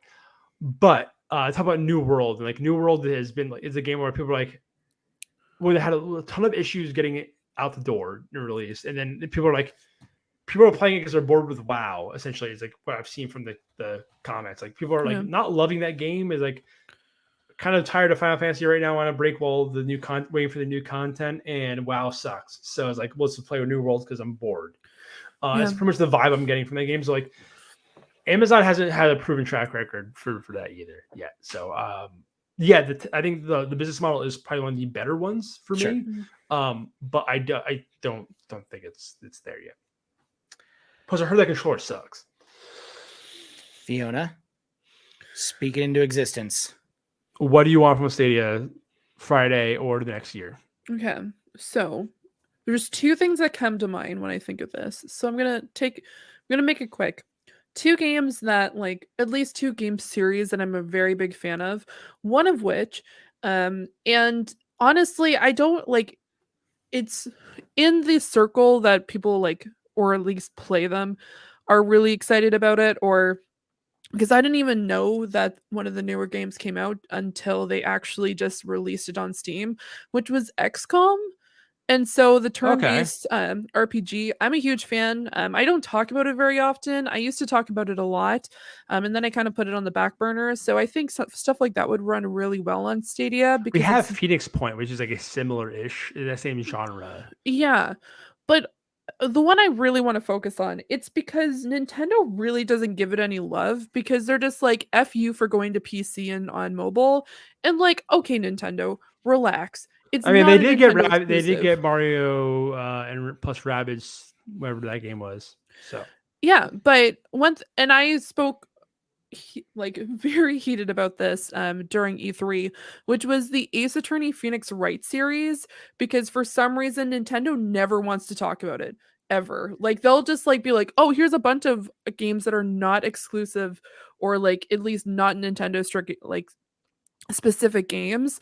Like they had to wait until the Capcom conference at E3 for them to actually highlight the fact that two of the games that they just didn't like release for 5 years in North America were coming out. Which is funny because I'm pretty sure with with what we call it, Monster Hunter Rise, I think Nintendo actually talked about it. Nintendo talked about that game, but not, which is also Capcom. That's why I'm saying that. So. Yeah, no, I agree.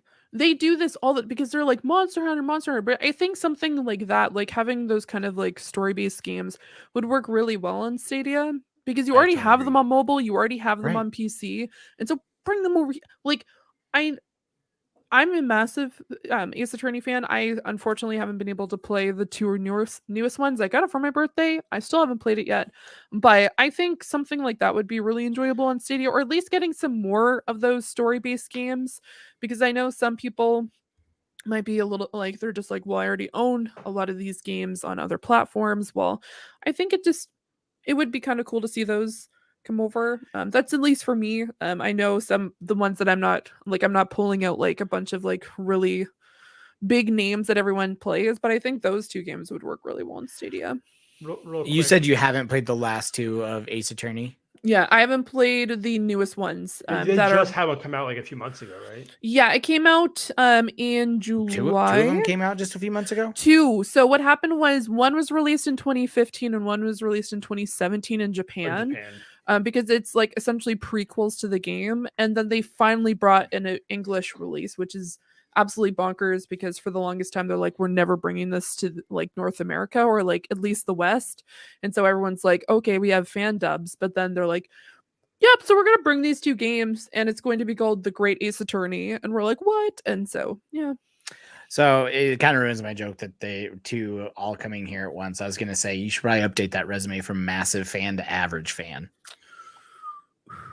Ouch. But then I found out they were both at the same time, and it was only a few months ago, so I don't blame you at all. I was thinking like over the course of 3 years, you haven't played the last two entries of this franchise you love. So I was just gonna roast you for it, but like many things in my life, it just didn't work out. Talk about dreaming big. Oh my god. This is true. This was actually rumored as a game coming to Stadia at one point. That's not why Fiona's shocked at all. Oh, no, sorry, you pulled this up. Sorry.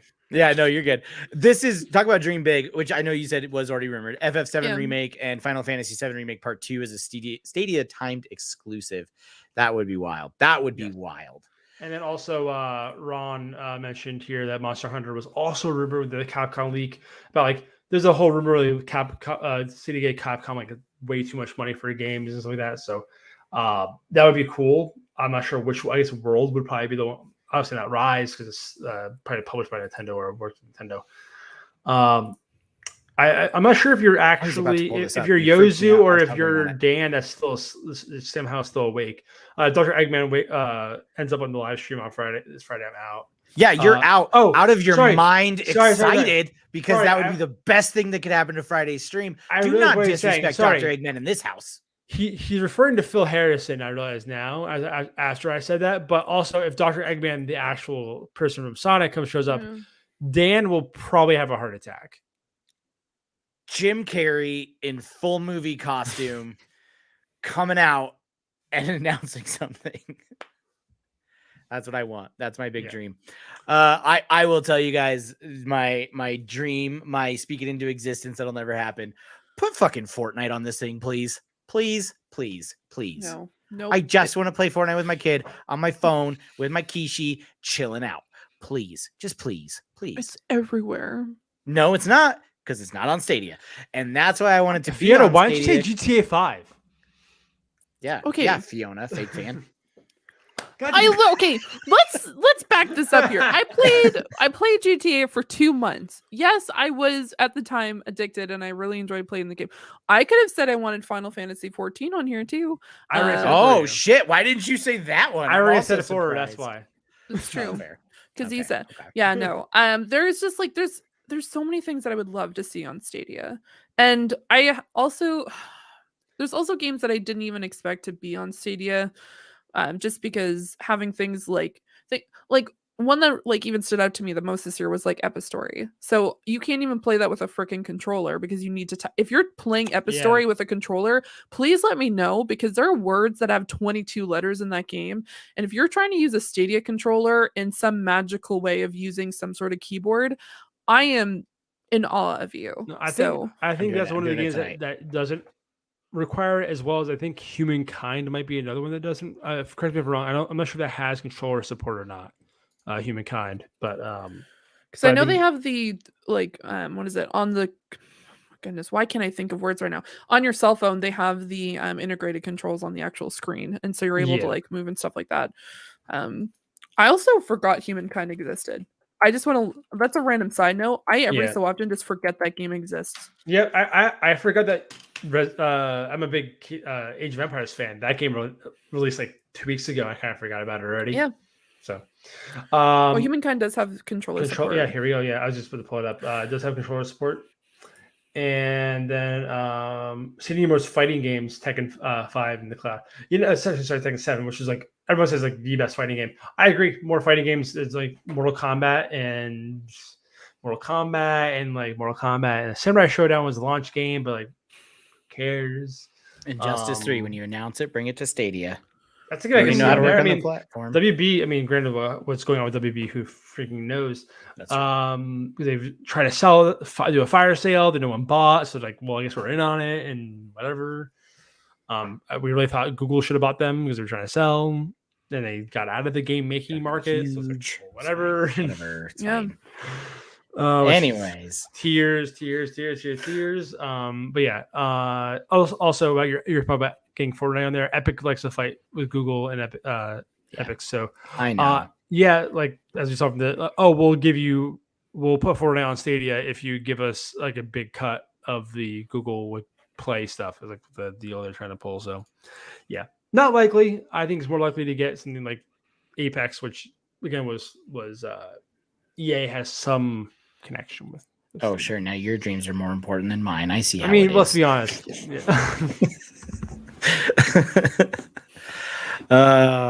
And on that note, ladies and gentlemen, this does it for the 33rd episode of Speaking of Stadia. Thank you so much for joining us. Of course, if you don't join us live, like Anarchy Brawler, Yozu Stadia, Econo93, and our new friend Jeff and Ron, who I will fight verbally over all his opinions, apparently. Ron, thanks so much for watching. If you don't watch us live, you can catch us on podcast services wherever you get them. We're on all of them. Most of them. 100%. If we're not, you can put a guarantee on it. If we're not on 100% of podcast services, Jacob Porter will in fact send you $50 right here. It's right here. You can tweet at him me, and I will put it Too on. Tall Porter with the O's 100% or zeros. of podcast services. If you find a single podcast service we're not on, Jacob Porter, legally binding on this show, will have to send you $50. Shit. I know. I threw it down. Anyways, thanks so much for watching. Of course, it always helps us if you like, subscribe. You can follow us on Twitter at Speak of Stadia, where Jacob now exclusively runs it because I still don't know the password. I'll do like a remind me for the password. Please come hang out with us over there. We love talking to you guys about Stadia, cloud gaming, anything else you want to talk about. Mm-hmm. Jacob, where can the lovely people find you to get their money? Right here. I'm always bad at this. Right here. There we go. Here. Right there below me. At Too Tall Porter, the O's are zeros. That's where I am. And I'm usually the person that obviously not exclusively tweets from our account. But no, we'll hopefully get more people on there. And you do great at it. I only go in there to throw out some zingers every once in a while. Yeah, usually you have the actually good tweets. I have just like a whatever, like we reshare all this shit. So oh man. Fiona, other than the GTA servers or the Final Fantasy 14 servers, tell the fine people where they can find you. You guys the can Dead by find... Daylight servers. Oh, my bad. Jeez, you really like your online games.